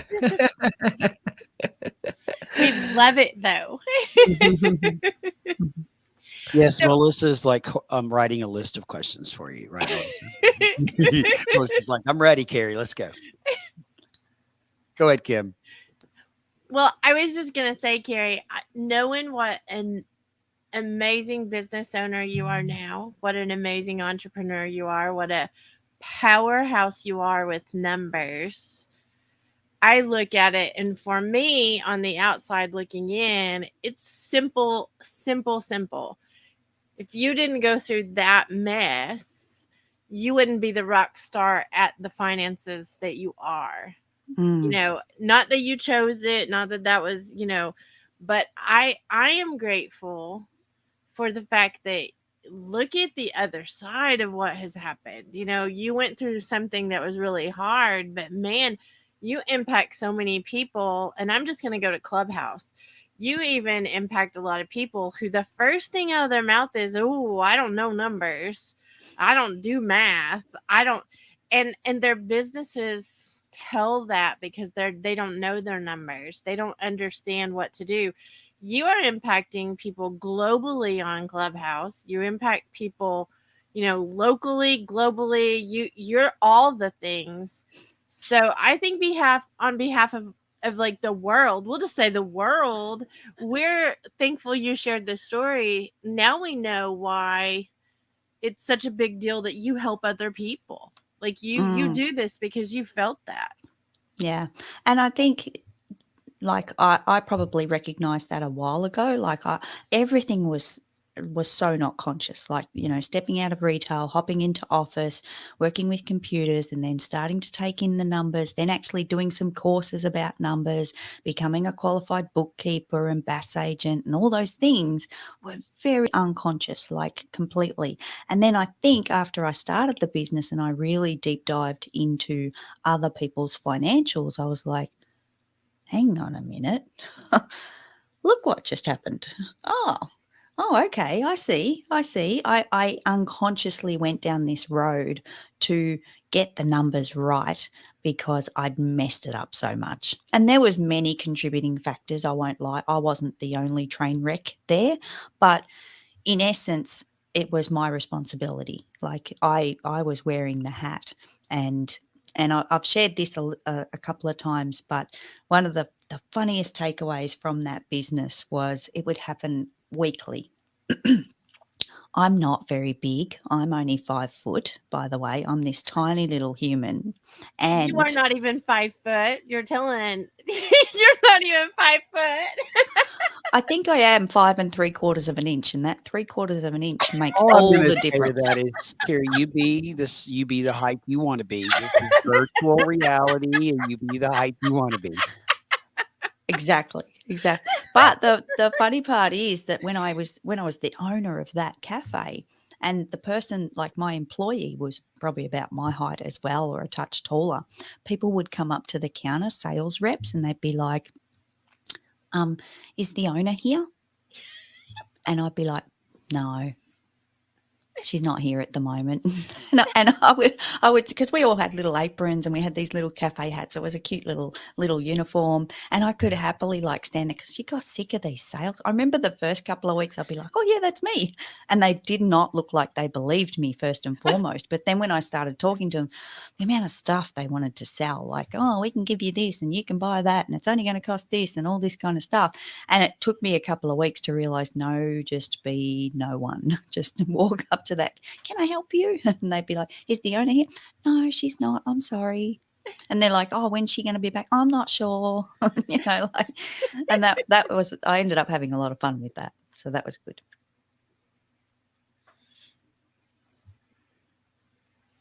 I think it's Melissa. Like it's like I'm We're all just looking waiting. at you. I'm We're just all waiting. looking- Well, I can't tell that. I'm just waiting for everybody else to have said their piece. So I just love hearing this about you. I love hearing, more about people that, I feel like I know a little bit about, and then there's so much to us. Life is, there's a lot to life. And, you know, those of us that see you or hear you on a daily see how fun you are. We see that and I knew that you were a fun dealer. But I don't know, this really showed me why you're a hope dealer, because I mean, I see it, but the story, the backstory really paints the picture of why, of the importance of why. And you know, I know that just recently in your life, as in this last year, the great, what do you call, the great freeze of 2020, was what brought about the idea of your fun podcast. And so I feel like that there was a while that you weren't putting that part of yourself out there as much. You did kind of experience this, put your head down, get serious about life and finances and all the serious things. And am I right in that you at some point said this other part of me has to shine too, that I can't just be serious all the time? Absolutely. I stopped like showing up basically. So once the business ended and I filed for the bankruptcy, I just faded off into the background. And I didn't even take the opportunity to find out who I was and who I wanted to be. I just, life went on pause, complete pause. And even at the end of it, I just started to kind of creep out like quietly. Don't notice me. I just want to tiptoe my way through life now. I don't need to stand out. I don't need to be anything. I just want to get by. And then probably the last decade in this business, I've been growing me again, and reshaping me and deciding who I want to be. And it's no secret, I walk around on the daily going, what do I want to be when I grow up? Because I'm so short and so little, I can still say that, because I still would get away with being that little girl behind the counter going, oh no, she's not here, like I could still pull that off. I get asked for ID still. It's like ridiculous, but I've reached this point where, oh, hang on a minute, turn up. Actually turn up. You've got this opportunity. There's a global stage available in so many different areas of life, It's time to turn up, and it's time to actually show everyone, that girl that was freezing in all those layers of clothes that was still having fun. That's me. And I've always been like that. I just packed her away for a while. She just went on a little, hibernation, So yeah, spot on. I love it. Thank you, Carrie. Thank you, thank you, thank you. Thank you guys. That was fun. Yes, thank you, Carrie, for being here. We'll politely send you down lovingly down to the audience, or back over to the seat of the Q&A asker, as we welcome our next guest for today, and actually our final guest for today. And she's also already on stage with us, so we do not need to bring her up. And we'd love to welcome Melissa Bottroff to the stage. Not even to the stage. I said it wrong. Oh my gosh. I said it wrong. I've been practicing it, Melissa. Welcome to the stage, Melissa B. I'm going to be like Carrie. Just welcome Melissa B. And let me tell you about Melissa. She is a former executive chef turned podcast host, entrepreneur, and facilitator for an online healing community. She is an author, speaker, and outspoken mental health and grief awareness advocate. Melissa, it's great to have you up here. Carrie. Oh, Melissa, this feels like the perfect segue into your section of this conference. And thank you so much for sharing your story with us and being here with us throughout the 2 days completely. It's been amazing. But it's your turn in the hot seat. In what way were you broken open? Please share your story. Oh, I will. And I have to, I was so caught up in your story and all the stories of the last few days that I don't think I kind of thought this was ever going to get here. So now I have to gather up all of my energy and shift gears. And in order to talk about how I was broken open, I'm going to give a tiny, teeny backstory about how life had chipped me and cracked me before I broke open. And I grew up in a home that was, for all intents and purposes, together, meaning my folks were married, they stayed married.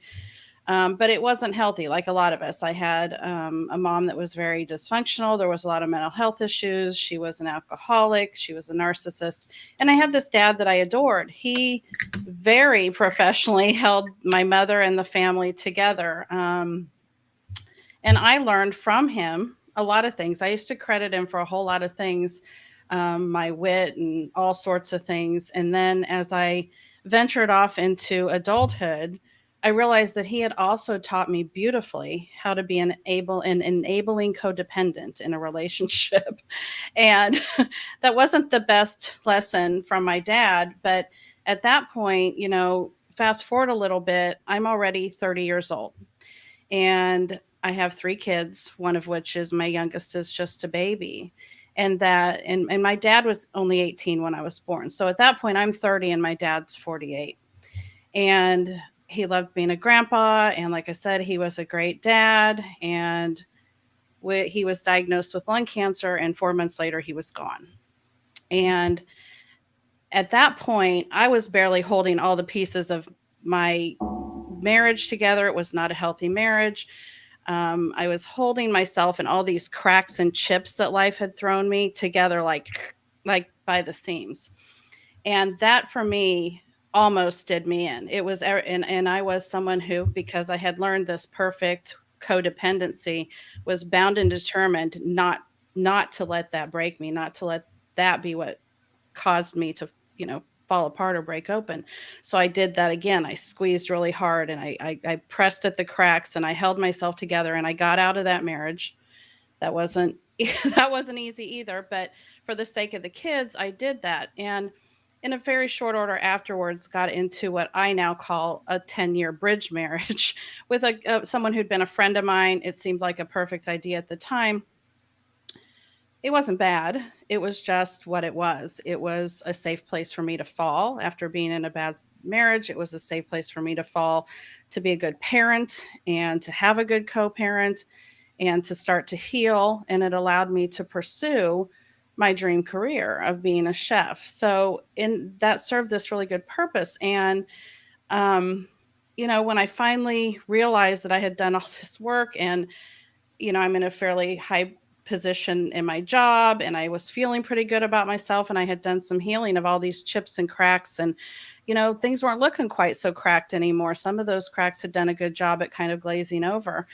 And I found the courage to leave that relationship and just pursue what felt more authentic. And I reconnected with my college boyfriend, who was like the one who got away, although he would tell you I left.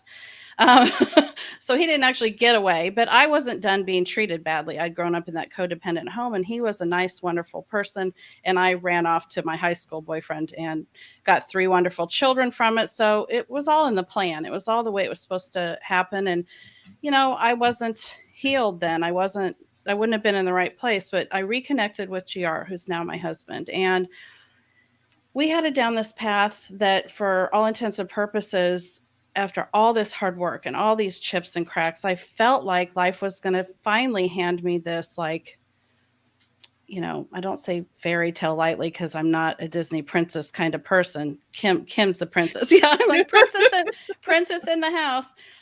But I felt like finally, like the love of my life, and it took 2 marriages and a lot of hard cracks and chips to get there. And we'd bought a beautiful home and he had a business that I was then helping him run. And I had retired, hung up the whisk and the hat and was helping him do that. And we were formulating what this great future was going to look like. And my kids were doing great things. These 3 wonderful kids were graduating from high school with diplomas that were advanced and they were headed off to college. And my daughter got married and was having a beautiful baby. And all these things were just perfect. And then on August 7th of 2016, my gregarious, outgoing, beautiful, larger than life 21-year-old son ended his life. And I didn't break open. I shattered. I shattered into what must have been 1,000,000 pieces. And I had no idea what to do with those pieces and how to even begin to think that I could put them back together. And so, even though on the outside, because again, we still are who we are sometimes, even in the midst of these things, I was, and I'll air quote, I hate air quoting, but I was strong, right? So everybody assumed Melissa was okay because I was putting on the mask and doing what I needed to for the outside world. And for 3 years, I honestly didn't know what I was doing inside of my own body and inside of my own mind and my own brain. And at about the 3-year mark ish, I was lost. I was completely lost. And I realized that I had shattered and was just smacking pieces together, and I wasn't putting them in the right place. They weren't making any sense. And at that point, I thought I had done some healing from my grief, and I thought I had started to move forward, and I just felt this giant wall. I just felt that I couldn't really quite figure out why, because I'd done all the things that I thought were the right thing to do, and I just felt stuck. And I got to the place, it's hard to admit this out loud, that I understood how my son felt. I had to admit to myself that I understood the feeling of not being sure I wanted to go on anymore. And that was a light bulb moment for me when I realized that I had only healed things on the surface. I hadn't done the hard work. I look at it kind of like kintsugi, which is an ancient Japanese art of pottery. And they break the pottery and they put it back together. And I had done that, but I hadn't finished. And in kintsugi, they paint the cracks gold because they want to accentuate that brokenness can still be beautiful. And so I sought out help. And found a healing coach that helped me go in. And here's the irony is I thought my stuck, and that's what I called it when I went to her, was probably related to my grief. And it was indirectly. That is what had broken me open. But in picking up the pieces, I had found out that amidst all those pieces was all of the stuff that was left in those cracks when I hadn't broken up before, when I'd broken open before. And that stuff, which in essence, we've heard this throughout this conference. And so, to be able to bring it home as the final speaker is really quite an honor to me. But in that stuff, we all have to realize that sometimes you have to dig deeper to really heal. And it isn't always just the thing that happens, the one thing that happens, because you can't just smack a Band-Aid on something. You have to actually allow for something to heal. And so that was the process that I started, was the real deep healing that had to occur within me, that really was back to I felt like I wasn't enough. And when you do that deep work and that deep healing, it's amazing how much clearer you can see things. And so, that's where I found myself a couple years ago, after being broken open 5 years ago, when the worst thing that can ever happen to any mom happened.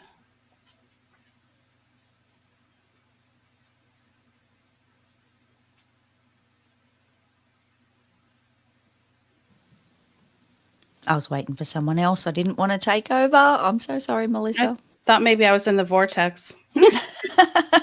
No vortex. No vortex. No vortex. Yeah. Thank you, Melissa. I didn't know fully the story. Like, we've spent so much time together, but I didn't know about the deepness exactly. And I appreciate you sharing that. We're all learning new things about each other here, for sure. I guess for me, from the takeaway from what you've shared was, finding that help. I'm so glad that you actually found help, and that you by the sound of it, landed with the right person that could actually help you, you know, unpack everything and go where you needed to go to get to, not where you need to be, obviously, but on the journey, and, you know, that journey moving forward. And I guess a question for you is, what does it look like now in, you know, this 5-year window? If you look back, and yes, you've reached that, you know, you had that point at the 3-year mark, but the next 2 years, what did that 3 to 5 year mark look like for you in comparison? And not to compare from before, because it's always going to change, but after you got the help, what difference did that really make? Well, that's a good question. What it did for me was allow me to realize something that I think I didn't before, which is that the tools to do all of this were inside of me. Like, I'm going to just go a little bit, you know, Kansas for a minute, but it's kind of like Dorothy and the Red Slippers. The power was with me all along, and I just didn't know it. And I am a girl from Kansas, so I can do that. But but it's true. I was, you know, it's kind of like we've talked about hope, where people wait for hope to drop in and they don't realize that they have the power to grab it and harness and create it. And I guess I just thought something magical was going to heal me. And, you know, I'd had multiple epiphanies through the process. I had, you know, moments where I had to go from the place of realizing that I wasn't ever going to get back to my old self to realizing that there was a new self now, that the loss of one of my children, and especially to such a complicated thing as suicide, had, in the moment it happened, had changed my life and myself and my family forever, that we weren't ever going to get back to old. So I was just getting to the place, like I said, I had done a lot of healing work that felt like I was supposed to be healing the loss of my son. And yet I still found myself stuck. And so once I went to that place to say, I've got to get unstuck, because I started to feel the need to do something to help other people. And yet I just felt stuck. And so once I did that and I started gathering these tools and realizing the power of choice,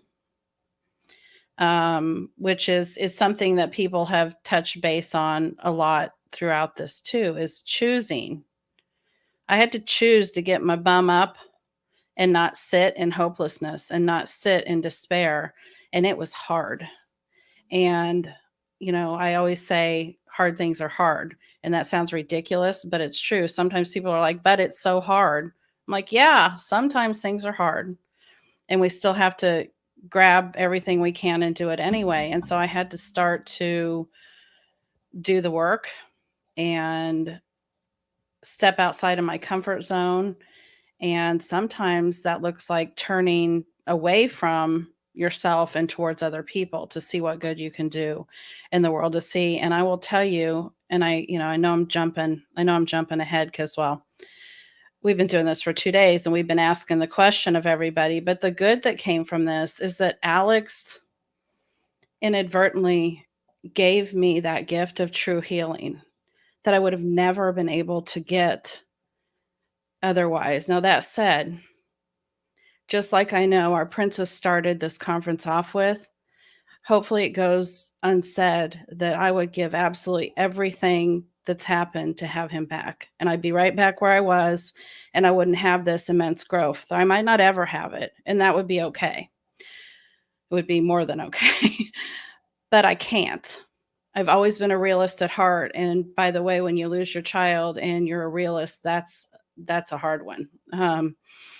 And I can't change what is. So with that fact that I can't change what is, he's given me this gift. And what that looks like now is that I am the best, most evolved version of myself I've ever been. I like myself more than I ever have. I love people way deeper than I ever thought possible. I care more. I give more freely, and I also forgive super easy. My purpose in life has become crystal clear, and all of that came from Alex. And so that's the gift that is in this. That's the good that's come from it. And I know I probably went completely off of your question, but it was just time to kind of tie that together and say that was the good that came from him leaving. It's a very simple answer for something that's super complicated. Well, Melissa, I would add to that, and I appreciate you sharing the story. I've heard parts of it, and today I heard parts I have not heard before. But I would actually say the gift is continuing to grow and to expand because what you are doing to help other people and other mothers, that gift is still giving. I'm glad you mentioned that, Sid, because I was going to go there as well. The fact that Yeah, this is, same. and this is, you know, a process and it's an evolution of now you being so present for others. You know, you're now choosing to take that opportunity and choosing to use what you've gone through and what you've experienced in your healing journey to now help others. So that I think is massive, like huge. There's not words to describe that in essence.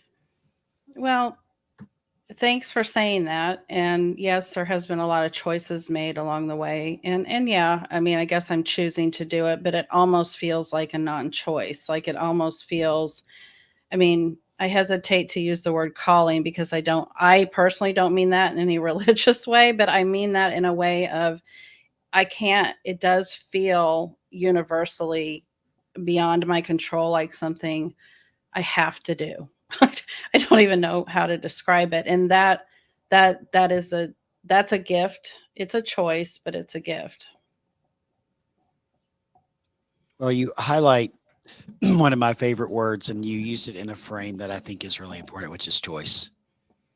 And we all get to choose. And I love how you said, get up, Melissa. It's a choice to get up and go and look at the work that you did. And doing the work is hard. People think that, oh, he's doing some self-improvement stuff and reading a couple of books and going through a course. If you're really doing it, it's really hard. And it takes a lot of work to be able to get to the other side of wherever you are now. And so I just really appreciate hearing your story and everything that I keep learning about you and what you're doing. And you're definitely, Melissa, stepping into that purpose, and you're having an impact on the world in a place that the world needs it. So thank you, Melissa. Yeah, I wish that the world didn't need it, but they do. And, you know, I think you're right. I mean, there's there's two things that I've talked about here that are so key in this journey. And one is that sometimes we have to do hard things. One thing we don't get to choose is we don't always get to choose what happens to us. We don't always have control over what happens to us in life or the people that we love. But we do get to choose how we respond to it. And that's something I go back to a lot when I'm talking to other grievers and things.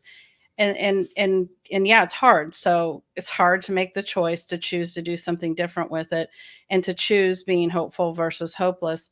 But something that I haven't said enough about yet that is a huge mantra of like everything I do and is, you know, there's examples of it right here in front of me, which is one of the key things that's involved in this is community, is finding people and community to relate to, belong to, support you, because grievers and strugglers and all of us, when we're in the hard places and the dark places and all of that, we can't do it alone. I mean, we might be able to, we have to stand up and we have to make a choice to say, okay, I'll do the work.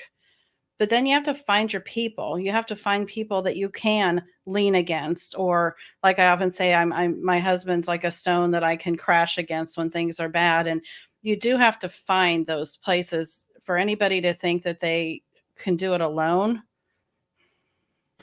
I think that's even more important as a parent as well, because not only are you sitting with your own grief, but the grief of siblings and other parents. And it's hard to actually imagine or even fathom as a parent now what that feels, looks, is in itself. My mum lost 2 children, luckily not to suicide, but loss is loss, and definitely felt a lot of that grief unconsciously, indirectly, and yeah, it's lonely. It's really, really lonely. It is, and that's a whole lot of the mission of what I do. I mean, the mission of what I do with the leftover pieces, which, podcasting was one of those things that came in that mark that Carrie asked me about, that after 3-year mark.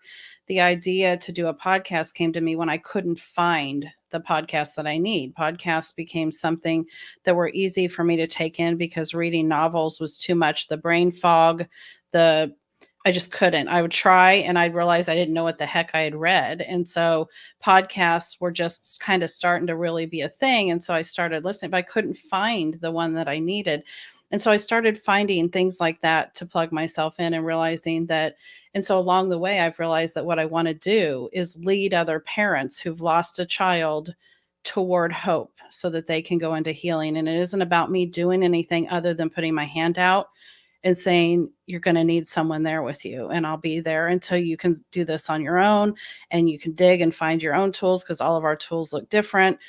And I just want to be able to be that person or that outlet to other people, because again, community, I want to be able to be that, person that can lead someone and companion them into a space that they can figure out what their journey looks like. Thank you. Kim, you're so quiet. Waiting. Sorry, I had a circus of puppies going on over here. I was like, hurry up and get them settled. I have to say something. I've made it through this whole thing without a Kleenex, y'all, and I don't even know. I mean, I called on Alex in a way that you all don't even understand, to say, give me strength to get through this, because I don't want to be live crying. Well, one of the things that you say, and I found myself actually saying this to other people and repeating it to my own self, and that is the whole being the person you needed when you went through that. Being the person for someone else, showing up for someone else.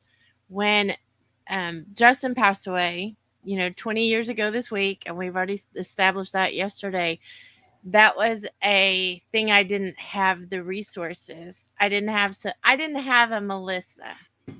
I didn't have that in my life to help me get through it. And I don't know how to say thank you enough for not only showing up on this, and I'm trying not to cry. Well, I lost because now I'm crying. I'm sorry. But I don't know how to tell you thank you enough, because we didn't ask to be in the club of moms who lost children. We didn't ask for that. But we are 100% card-carrying members. And so the fact that even this week when we were putting the conference together, you reached out to make sure I wasn't melty and didn't need anything. I think that just is such a testament to the life that you live today.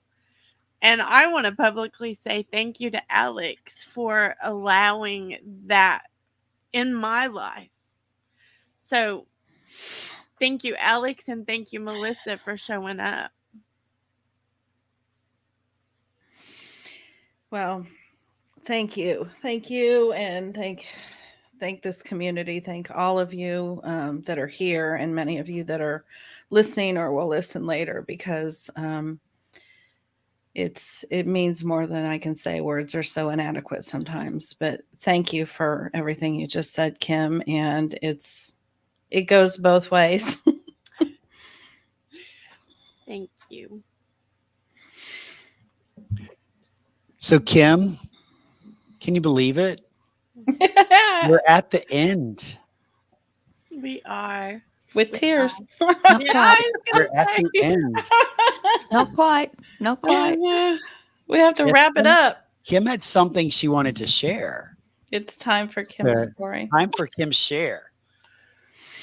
Well, I do have something. I I don't know if I can back to back that quick. I'm thinking, oh my goodness. Do we need a dance break in between? Yeah, I got the music, Carrie, you got the music going on here and got that Roadcaster hooked up. Well, one thing I always want to do, and it's what we've sprinkled all through Hope to Hope. It's what we do, every time from the first one to this one. And that is, we are hope dealers. We are willing to expose ourselves so that we can share something from our lives that will help someone else. And Melissa is just an amazing example. All of you are an amazing example of sharing something vulnerable. But I can't shake, and I'm sorry I'm emotional. I can't shake a story. And I don't know if it's because somebody out there needs this story tonight, but I can't shake something. I literally had a dream that I had to share this tonight. So I just want to share a quick story before we wrap up and we go to the fun side, because we definitely want to go to the fun side. We want to go, we want to take Hope, but we want to go have some fun at the after party. But I want to tell you just a really, really, really quick story about something that happened almost 3 decades ago. It's been a very long time. But one really dark night, late in the evening, I got a knock at my door. And I lived way out in the country, and it was confusing to me because even in the daytime, people didn't really drop by. We were too far out. And so I am processing as I'm going to the door to see who is standing at my door. And I'm thinking, who comes to visit, way after bedtime, way in the evening? Who does that? And I opened the door, and on my porch stood 2 policemen. And they said, "Ma'am, is everything all right?" Well, I immediately started going through my Rolodex of, I've got on long sleeves. Nobody can see the bruises. I've wiped off the blood. Nobody can see that. I've never told anyone what was going on. They can't know because they weren't here. So I did what was expected. And I said, "Oh, everything is just fine. Everything is just fine." Well, they were very persistent. And one of the police officers said, "Ma'am, we need you to step out on the porch with us." And I'm thinking to myself, okay, my babies are in bed. They can't get woken up for this. My husband at the time is asleep. We certainly cannot wake him up. There will be consequences to pay. I quietly step out on the porch, trying to keep their voices, my voices low. And he proceeds to question me more. He wants to know what happened tonight. I'm in full panic mode. He sees it in my eyes. But I'm not giving in. I'm not going to give in until anything that had just happened in our home. I can't. Because if I did, I might not see tomorrow morning. He says to me, "Ma'am, I want you to know you don't have to do that anymore." And I'm looking at him and thinking, you don't know. You don't know. You don't know what you think you know. You just don't know. I'm desperate inside, thinking, please don't know. Because if you know, that means somebody else might know. And, that just can't be. So as he's telling me those words, they land inside of me in a way that nothing up to that point had ever. "Ma'am, you don't have to do that anymore." They drive off, and I watch them drive off, praying that everybody stays asleep because we can't go there again. I don't have the strength tonight to do that again. So I watch the lights go. Everything's quiet. I crawl into bed, and all I can hear in the most loud voice is, "Ma'am, you don't have to do that anymore." And I'm thinking, I have to stop thinking that, because until that moment, I honestly had no idea I could do something different. No one knew, so no one was saying to me I could do something different. I didn't know anyone that was doing something different. As I laid in the dark, listening to the sounds of the night and trying to get, my act together, because no one can ever know that the policeman came to our door. I start thinking, how did they come to my door? Like, why did they come to my door? How did that happen? The next morning I get up, as business as usual. I do what I do every day. But I started changing inside, because I believed that policeman was right. I believed that police officer standing on my porch that night had told me that on purpose, that I did not have to do that anymore. So I did what every self-respecting country princess does. I bought some chickens. And I'm not playing. I literally bought some chickens, because I had to have a plan. I had to have a way. I didn't have money. I was at home. I didn't have a way to town. I didn't have a vehicle. When he would leave for work, he had the only vehicle we had. We were poor. We didn't have the luxury of a second vehicle, or the money that I could do something to go get a hotel, or leave in a better way. We didn't have those things. So I literally started selling eggs from my chickens. My first chicken was named Harriet. And this is a true story. I felt like every time Harriet laid an egg, she knew she was in on the plan to save my life and to save my children. It took time. It did take time, but I finally had enough stashed away that I could buy an old farm truck. I had to come up with a very creative plan to explain how I had gotten the farm truck, how I had gotten the money together, because that was an unacceptable thing, is to hide something. So I had to be very careful how all that played out.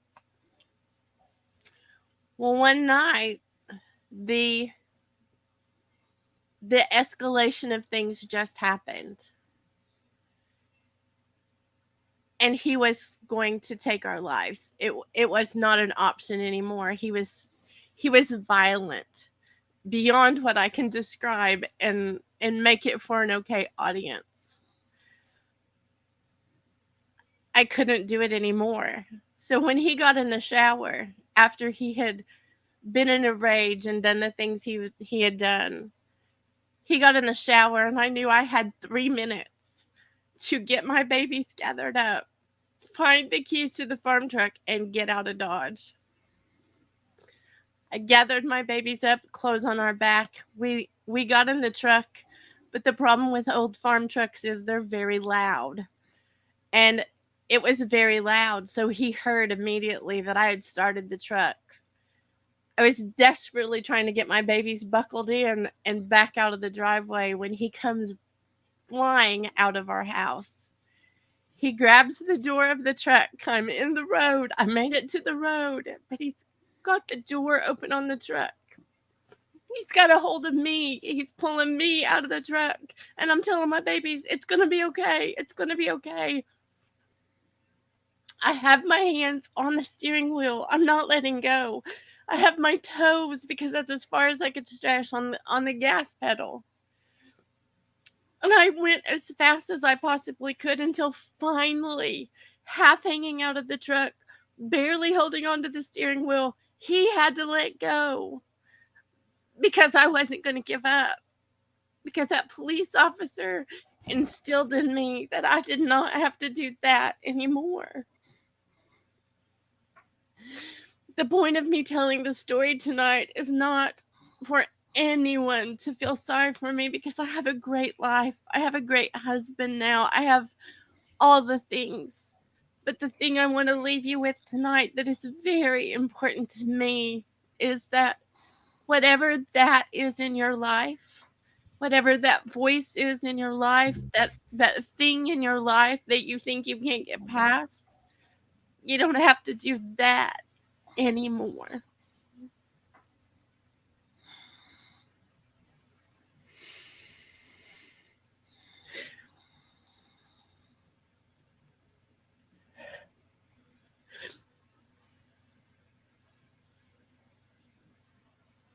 I was determined to not cry when I told it. I'm sorry. But I feel very strongly that that's the last, of the hope to give tonight, is that people don't have to stay in those places. We all have to, as Melissa said, we have to choose some things. And they're not pleasant choices. It was hard. It was hard. And hard is hard, Melissa. But I will tell you, that was one of the best decisions I ever made, because I didn't die that night. I don't know how to be any less, I don't know how to be less graphic than that, but that's the truth of the matter. I'm still here, and I celebrate, because at 54, I wasn't supposed to make it to 30, and I wasn't supposed to make it to 40. I wasn't supposed to make it to 50. I've defied all the odds of domestic violence and many other things. And I'm still here, and so are you. If you hear us talking, if you hear our voices, you're still here. And you matter to us. You matter. And you don't have to do that anymore.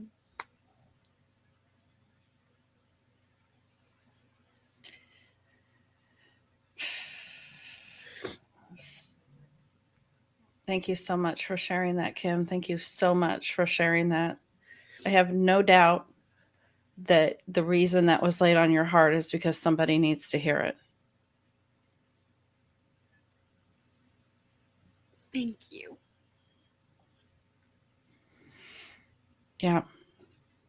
You're the creator of Hope to Hope. And so I know you know this, but being able to provide the idea that someone doesn't have to do something anymore, whether it's sit in a place that they don't want to sit anymore, or whether it's literally do something that will save their life, that we do have choices and options, and there is hope. There's always hope. Always. Mm-hmm.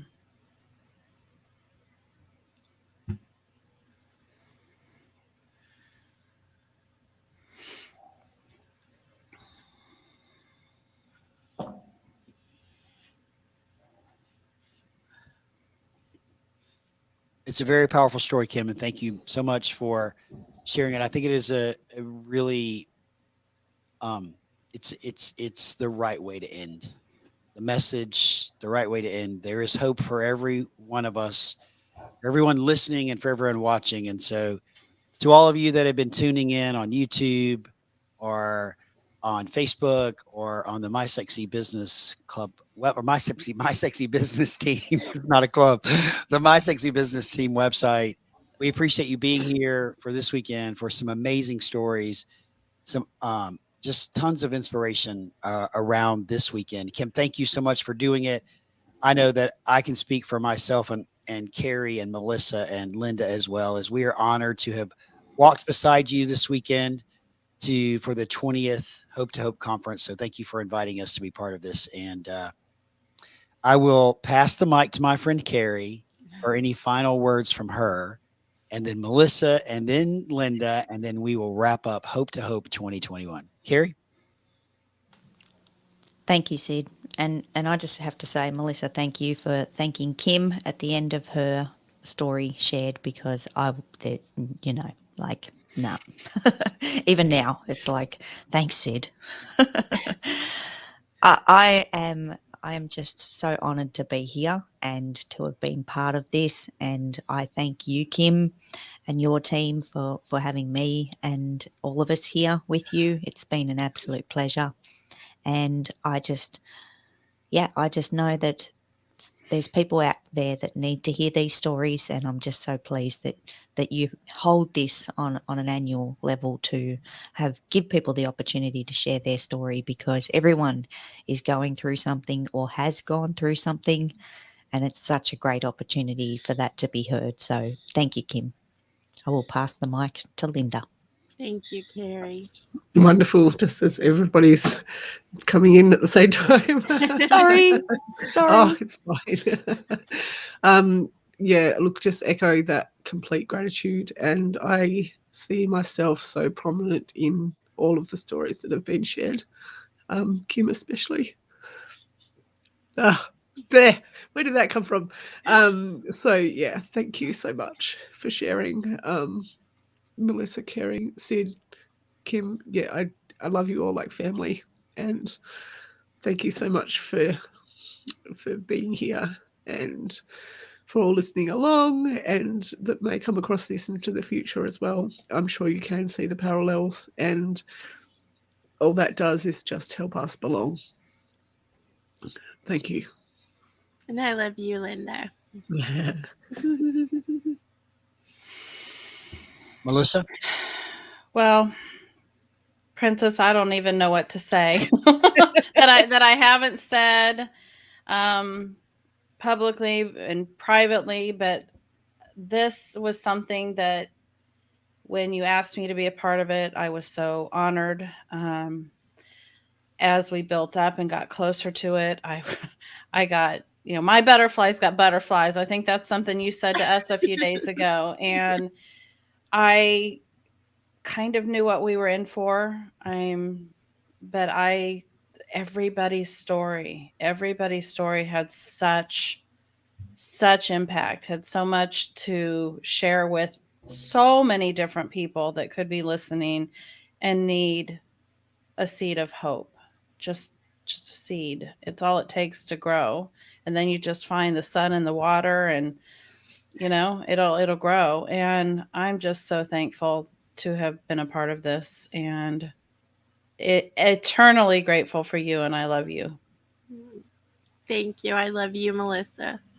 And I do think that this is a very special way to end, as far as we love you. Whoever's listening, we love you, and we just want to make sure to reach out to any of us, that don't be alone. I guess that's the bottom line, is don't be alone. If you need some hope, we're the hope dealers. Well, that's a great ending, Kim. Thank you so much for wrapping us up. And to all of you that have been watching for the last 2 days, thank you. If you're watching on the replay, be sure to continue to comment and let us know. And again, as Kim said, please reach out. And thanks again, everyone, for being part of the Hope to Hope Conference in 2021. With that, ladies, it's time to close it down. We'll see you guys in the after party. Yes, go to the after party Zoom. Bye, everyone. Bye, guys.